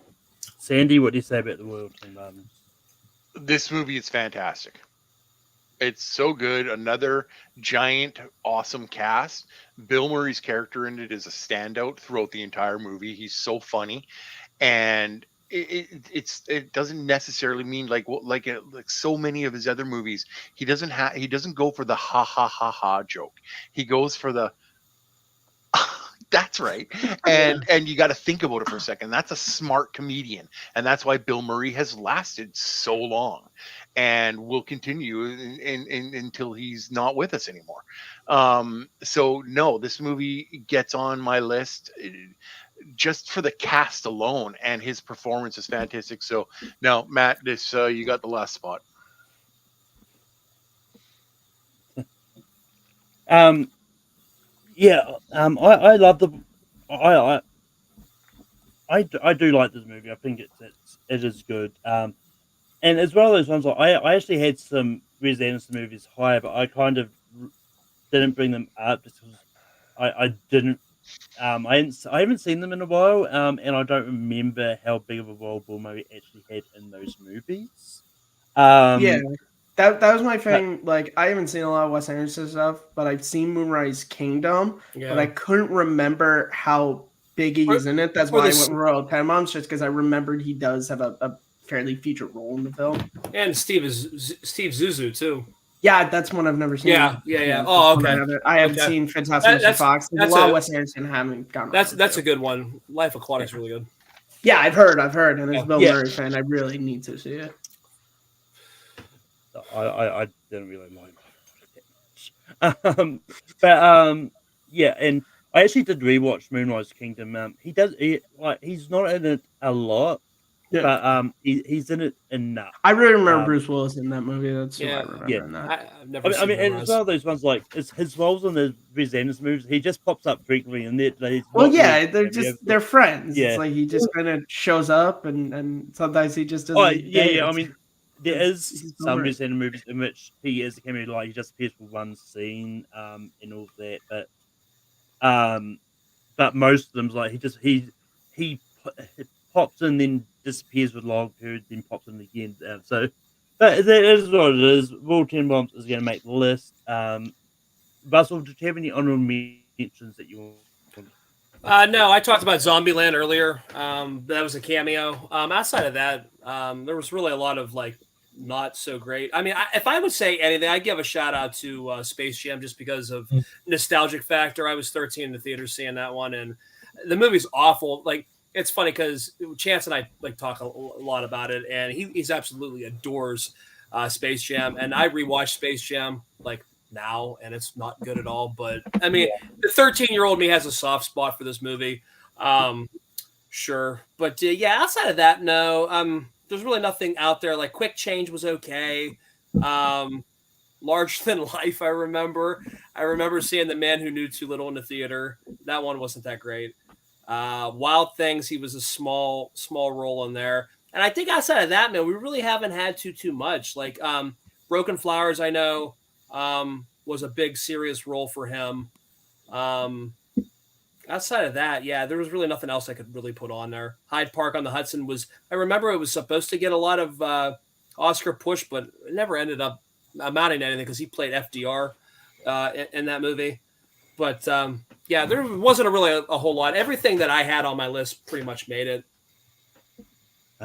So did you have any honorable mentions? Basically, I'm in the same boat. Space Jam would be the only other one, which I too a couple years ago rewatched Space Jam. Yeah, he's the only him and some of the Looney Tunes bits, but mostly him are the only good parts of that film. It's bad, But I mean, again, I was 13. I think the second one's a way better movie. Yeah, it was all right. Yeah, but 13-year-old me, man, I was going to champion that one just because I remember seeing it in theater, and and it's Looney Tunes. I mean, come on. Oh yeah, absolutely. But yeah, no. Outside of that, everything else is really just cameos. Yeah. Like I know the movie's not good, but I freaking chuckled when I saw him pop up in Dumb and Dumber 2. Oh yeah, and that movie's Oh yeah, that movie's not good, atrocious. but he popped up like, oh okay. Yeah. Like in of course like Zombieland and Get Smart and whatnot. So it's like mostly just cameos at this point. Yeah. Sandy, did you have any honorable mentions? No, pretty much everything's been talked about already. I mean, I would bring up Zombieland as probably one of the best cameos ever. Yeah, sure. You know, him showing up period was hilarious. Oh, yeah. You know, what happens to him is equally hilarious.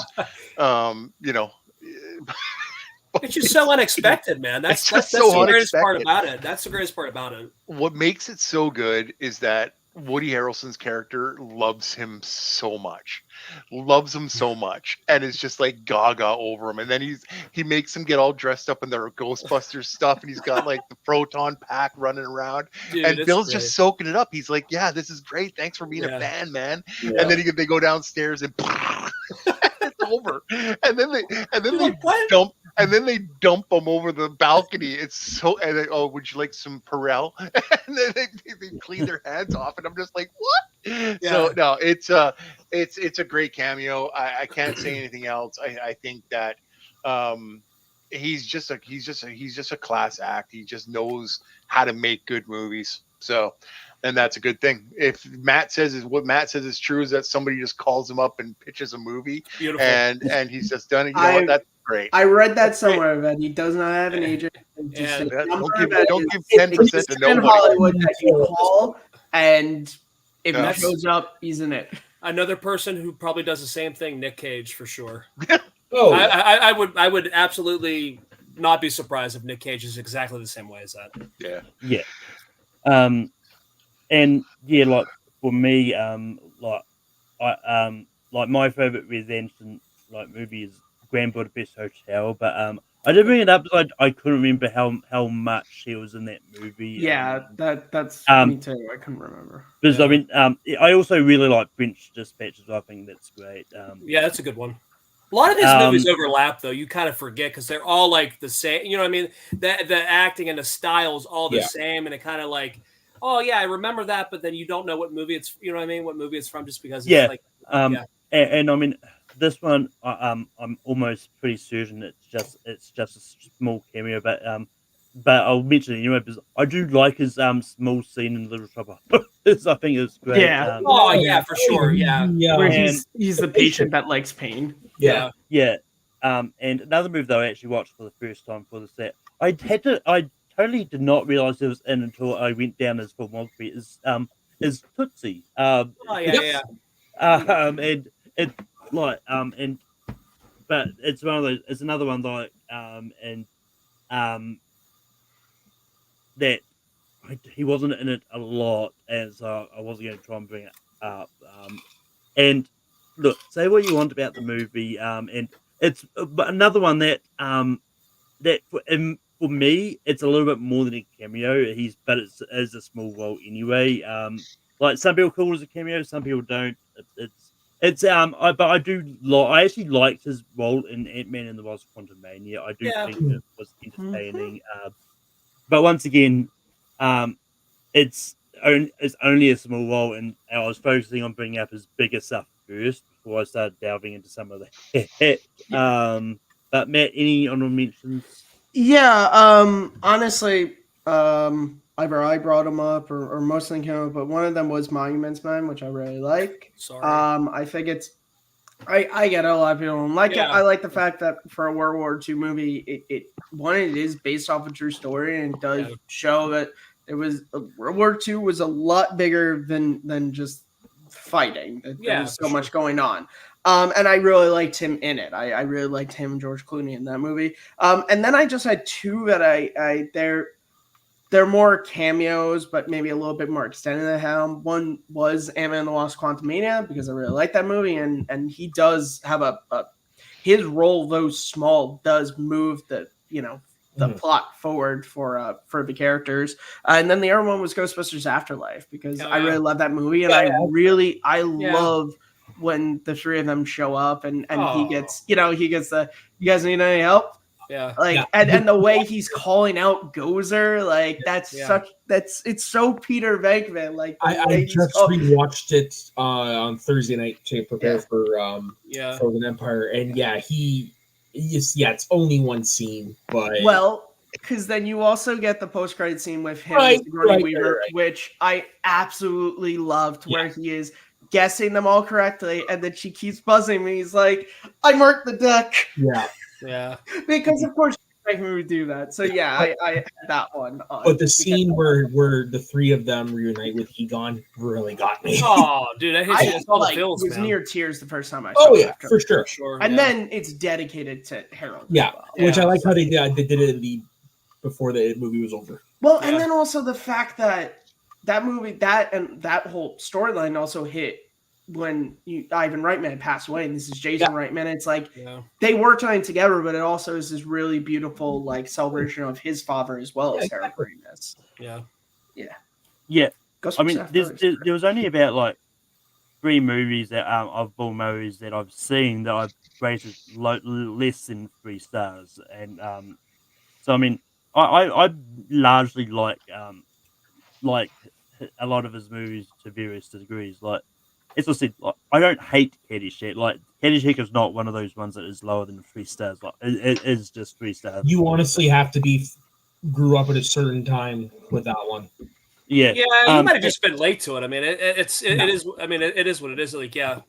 Yeah, And I mean, also it's a comedy movie that, as I said, it has a plot, but it's really driven by the comedy and not the plot. So if the comedy is not for you, I also can understand why it doesn't work for you, Malcolm. Like, even movies like Fletch wouldn't work like that. Like, because I mean, you think about how ad lib and comedy driven that is too. You know what I mean? Yeah. It's just like Well, yeah, and the last thing I'll say is like, one I'll mention is I actually really enjoyed the first Garfield movie. I'm not ashamed to admit that. I haven't seen it in years, but I really liked it when I was a kid. But I just love Garfield. I never saw the second one. Is Tim Curry in that one? I'm looking for Tim Curry's the Me too. Curry's the I'm Tim looking Curry forward to is it. the voice of the lookalike cat. Yeah, I didn't see it, which I'm like Bill Murray and I Tim never saw Curry it. doing that. I really should see that. But yeah, I'm Yeah. looking for the new one too. Even though I don't like the fact that like it's Garfield shouldn't be going out. That's the whole comedy. Is that he just sits in his house all day. He's at That's home, that's where the humor is derived from. Is he's so Yeah. lazy? But I get a movie. You can't have a movie of Garfield sitting around. Yeah. I get it. I understand Hollywood. But yeah, I mean, some movies that are mentioned in the chat here, and so I'm almost certain sometimes Leo is just putting his whole filmography in here, but he mentioned stuff like, Quick Change was good. Like, I put that like Yeah. that was a funny one. Randy Quaid too with it too. yeah, he also mentioned The Man Who Knew Too Little, The Razor's Edge, Broken Flowers. It's been. I saw that in '97 when it came out. I have it on DVD. I honestly couldn't even tell you what it was about. I do own it. It's about a man Who knew? too little. Just a little bit. Poco. Yeah, and last one I'll bring up is Hamlet. is the 2000s Hamlet. Never saw. Never Wait, saw it. no. There was No. a 2000s I Hamlet. saw Kenneth Branagh's Hamlet. I was gonna ask, is that I've the seen Kenneth the line. Branagh one? But I don't- felt like that was from the mid 90s. It's Yeah, not. 'Cause Kenneth Branagh was 90s. This yeah, this one is was when like I- 2000. I didn't realize this one existed until I was looking at even Hawks from August. Yeah. I think our list, though, honestly, I think it's a complete Bill Murray. I think it's perfect. I don't think we really, outside of You Don't worry, Russell. The comment section will tell us how we voted wrong. They honestly, always do. I mean, I think to put his stuff, yeah, It represents his career very well. yeah. I do feel that. But anyway, it's time to get onto the ranking. But I believe Sandy does have to head out. Sandy, Yeah. where can people find you online? Nowhere. Facebook, You can check me out on Letterboxd, even though I don't do anything except whenever, every once in a while, I get to see a movie before anybody else does. You know, it's you can check me out there, S Robinson 1799. You guys can also see me on various shows here and there on the interwebs on YouTube. So I'm just happy that I'm here with a bunch of good guys. So thanks, guys. It's been a while since I've seen most of you, so it's a pleasure seeing you guys again. Have fun. Try not to put all my movies, at the bottom of the list, just cause. But I think you're gonna be all right as long as you can control Malcolm, because he just wants to do me in like nobody's business. He's like my evil twin who just wants to rub me out. So, all right, guys, thanks so much. You guys take a good night. All right, Later, bye, Sam. Bye, Senator. But it's time to get on the rank. And how we do rank these lists is we're going to vote on what movies we want at number 12, 11 as we go on. Oh, shit, So, And what's good is now we have no one to break ties. That's nice. well, I mean, we're Leo's still in the pressure. chat. Oh, okay. Leo's had to be Yeah. in chat. That's good. And we've got one other person watching too, but Wait, It might be Malcolm, do Sam. you have the stream open? Oh no, because I was gonna say that because I've made that mistake sometimes myself to where like I'm like, hey, we got 2 watchers, and then someone leaves, and then I'm like, oh wait, it's me Yeah. looking at the stream, making sure it's working. Damn it. but Matt, what movie do you have at All right. number? How I vote on rank 'em, because sometimes people don't understand. I don't vote for movies that I haven't seen, so I have to base this list off of what I've seen. From what I've seen, lost in translation because everything else is above it for me. Russell, what do you have for 12? I will go ahead. Well, if that's the case, then I'm going to go ahead and go St. Vincent then because I haven't seen it. Soda, what do you have for 12? I put Royal Tenenbaums because I haven't seen that. And we got 4 white types. I had Caddyshack. Okay. So I'm going to Leo, because I also have not seen St. Vincent. I mean, if you want to change it, you can. I'll change it to St. Vincent because I also have not seen that. And one. that's the only reason why I have it at 12. I like because if Maddie wants to do that, like that's a good. Yeah, that's a good way just to do my it. own decision. Yeah. Nobody, I don't make. No, it's a good, but it's a good way though, man. Yeah. I think Yeah. Because I used Oh, to do that. I used to vote for like what I haven't seen, What's- but then I'm yeah. like, how can I judge something? And So then I other just, like, people base it off would of vote. Oh, what's more popular? No, that's Yeah. cool. Funny enough, I'll say it wouldn't have mattered if Soda changed his vote anyway because there we Leo go. would have gone Oh, St. Leo can be the tiebreaker. There we go. That kills me a little, but That kid needs to do more shows.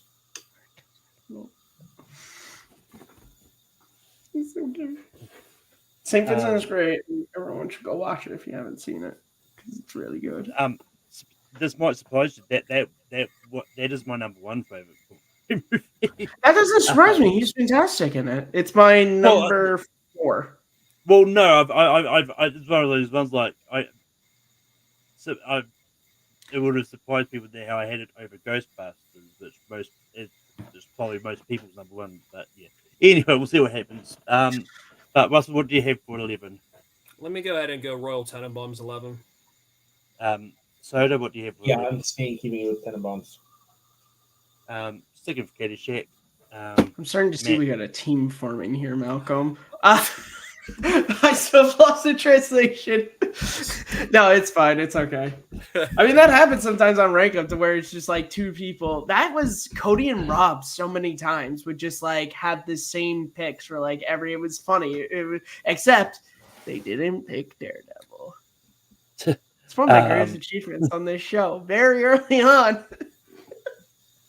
That's for any. Well, I mean, it reminds me of another episode of Ranking that we had where it was animated movie sequels where there was a team forming that was trying to get Leo and Stitch number 1. Then when it came to that number 1 spot, one of their teams turned on them and was like, "Yeah, I mean, I'm not putting out how to train the dragon below Stitch." They broke the bonds. But I'm sick of Caddyshack, Matt. Yeah, I'm sticking with that's me and Malcolm. We're nothing if on brand.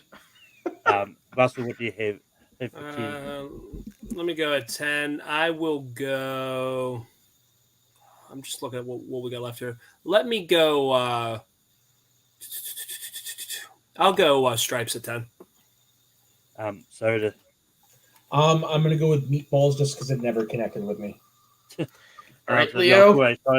Leo, we've got four Meatballs, choices. Stripe, Caddyshack, and Lost in Translation. If you or whoever the first one is it, but I mean, I mean, Leo. meatballs. I'm good with that. I'm good with that.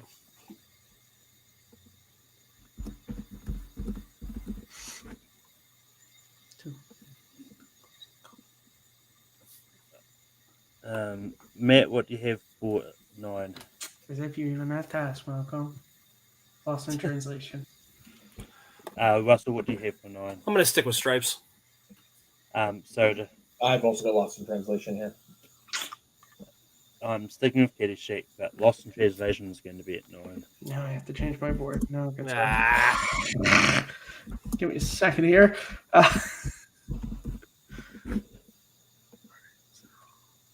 right, so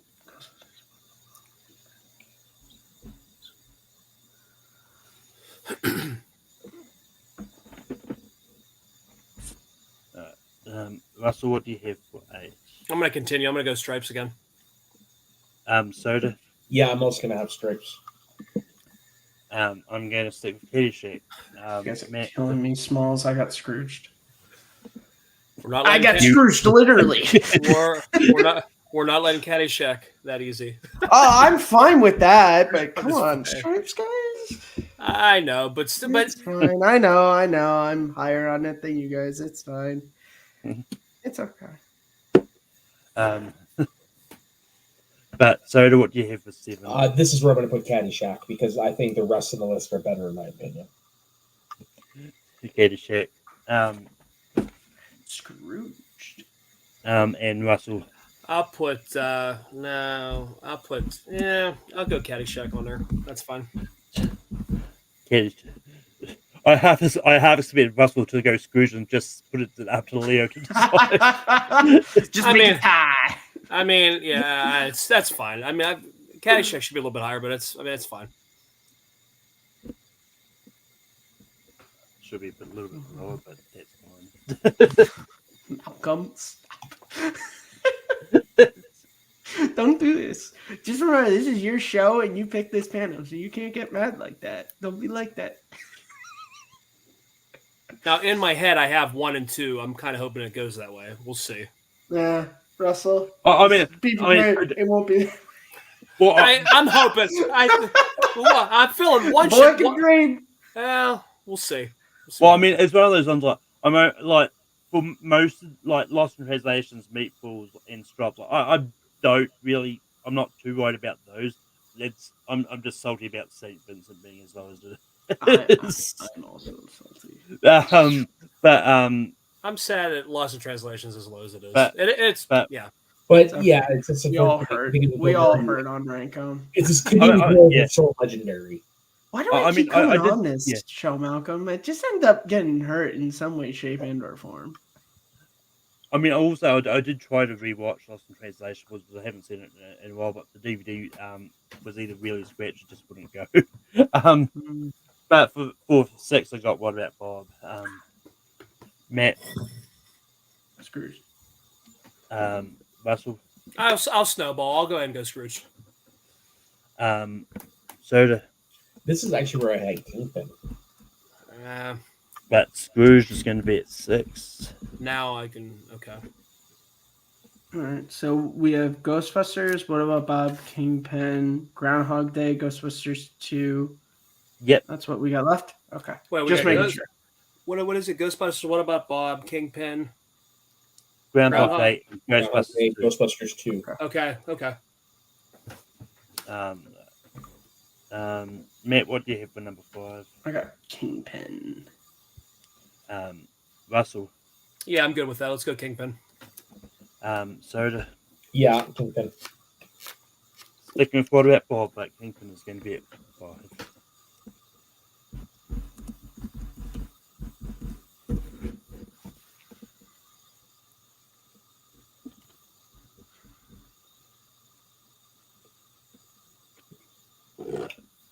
Russell, what do you have for 4?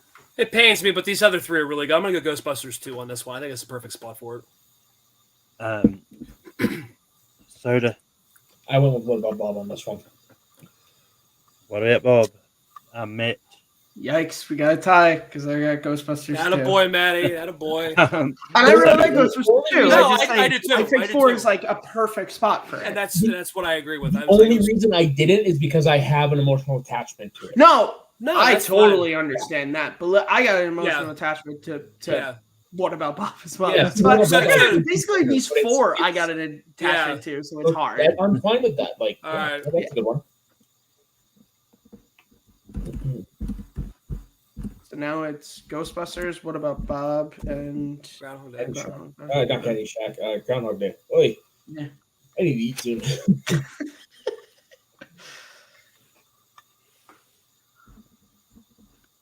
Whose turn is it? Russell, what do you have for 3? Sure. This okay then. I'll go. This is a good spot for it. I'm going to go. What about Bob at 3? Soda. Staying with What About Bob. What about Bob? I think it's Matt. perfect for it. That's a 4-way tie. Attaboy. What About Bob? I think Attaboy. number 3. I'm 2 very and happy with. 2 and 1. We're doing it. I like it.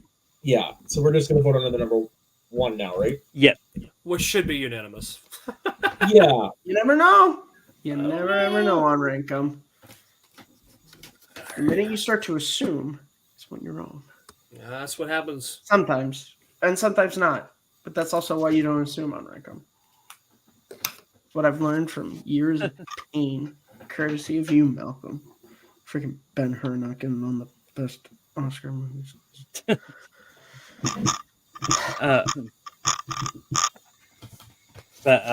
Soda, what do you have for number 1? I mean, one of my all-time favorite films, Ghostbusters. Yeah, I've got Groundhog Day. No Ghostbusters.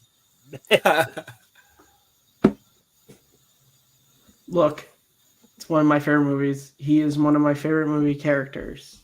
It's Ghostbusters. I mean, And Russell. me too. It's one of my all-time favorite movies. So yeah, Yeah. absolutely Ghostbusters. But with that brings us to the end of top 12 gourmet movies. Just to recap the 12, at number 12 we had St. Vincent. At 11 we had The Royal Tenenbaums. At 10 we had Meatballs. At 9 we had Lost in Translation. I don't know why I randomly put a capital O in the middle of this. Lost in translation. At 8 we got Stripes. At 7 we got Caddyshack. At 6 we got Scrooge. At 5 we got Kingpin. At 4 we got Ghostbuster 2. At 3 we got What About Bob. At 2 I had Groundhog Day. And number 1 we had Ghostbusters. But that next week we're going to be going back to TV and doing top 12 comedy TV shows of the 2000s. And yeah, Matt, we can be upon you online. You guys, as always, can find me at Kearns_Matthew on Twitter. I'm not going with the other thing. You can also find me on YouTube at MattMovie611 and right here on Take 3 to where I do Second Look. I have episodes in the work for this year. Don't have any schedule, but you look forward to I'm doing videos on Indiana Jones and Kingdom of the Crystal Skull, Daredevil from 03, and Jaws 3. So look forward to those at some point, and also Simple Tricks and Nonsense with Abe Flores. The show's on a little bit of hiatus right now just because Abe is getting settled in his new setup and getting everything of that figured out. But when it's back, your favorite show on this channel that nobody except for me and Abe watches will be back. But yeah, that's it. When Malcolm has reasons to bring me on here, I'll be back. I watch your show. I know you do. You and Mike K are consistent viewers, and we really do appreciate you. Except for the one time we were talking about the Oscars. Oscar nominees came out, and we got a ton of people watching, and we had to be like, guys, just listen. This is not what this show is about, so just don't get used to this. But Russell, what do you where can people Yeah. find you on? Yeah, I too actually am on hiatus. Chance Ellison and I do a podcast, Notorious by Chance. We have 179 episodes. The last one we released was the beginning of the year. It was The Room. He is in an internship down in Disney. He's doing the Disney internship program. So scheduling just really kind of stinks at this moment. But we're going to fire that back up hopefully sometime in the near future. So Notorious by Chance, also where we have live streams and stuff like that on there, and some of our old reviews. And I'm also going to try to maybe do kind of tiptoe in my own little thing of some movie podcasting, maybe as on a separate feed. Just kind of, I get the bug to talk about movies once in a while, so I might start something out there. Who knows? And that's it. Malcolm froze. Yeah, Malcolm So froze. as for me, you can find me on my personal Instagram and Twitter at soda_the_saxman. And you can find me over on the Northern Entertainment Group, just doing some shit over there with my friend 50. Try to thaw him out.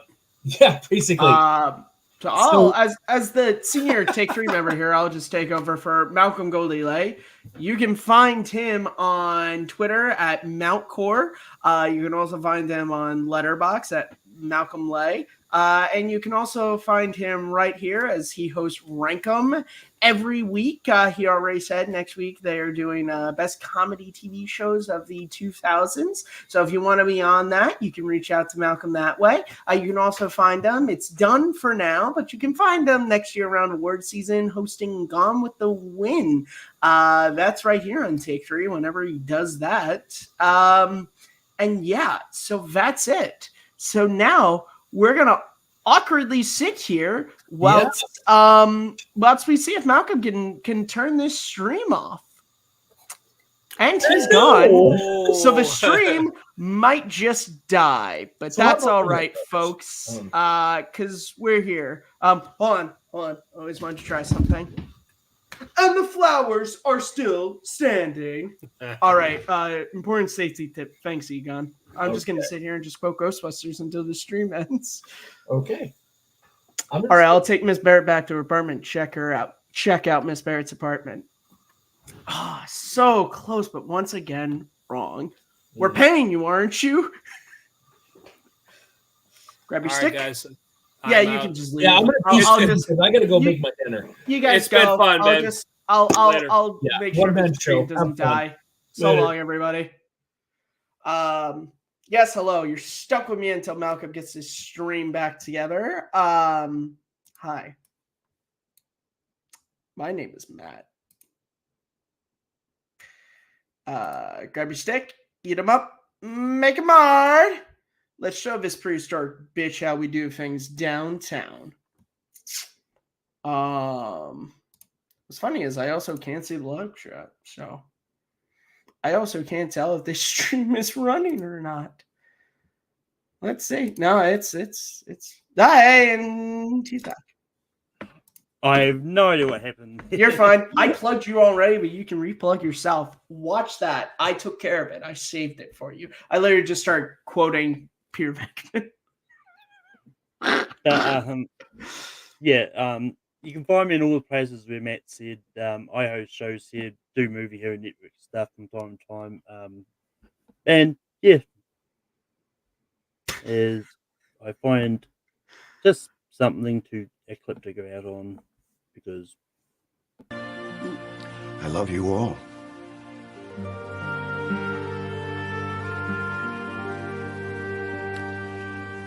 Class dismissed.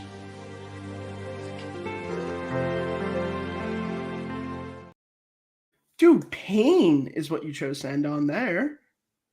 That's like for the last episode of Rankum, that's what you used. Not the Bill Murray episode. Also, the stream is still on. yeah, You're gonna have to do some editing here, aren't you? no, I'm not.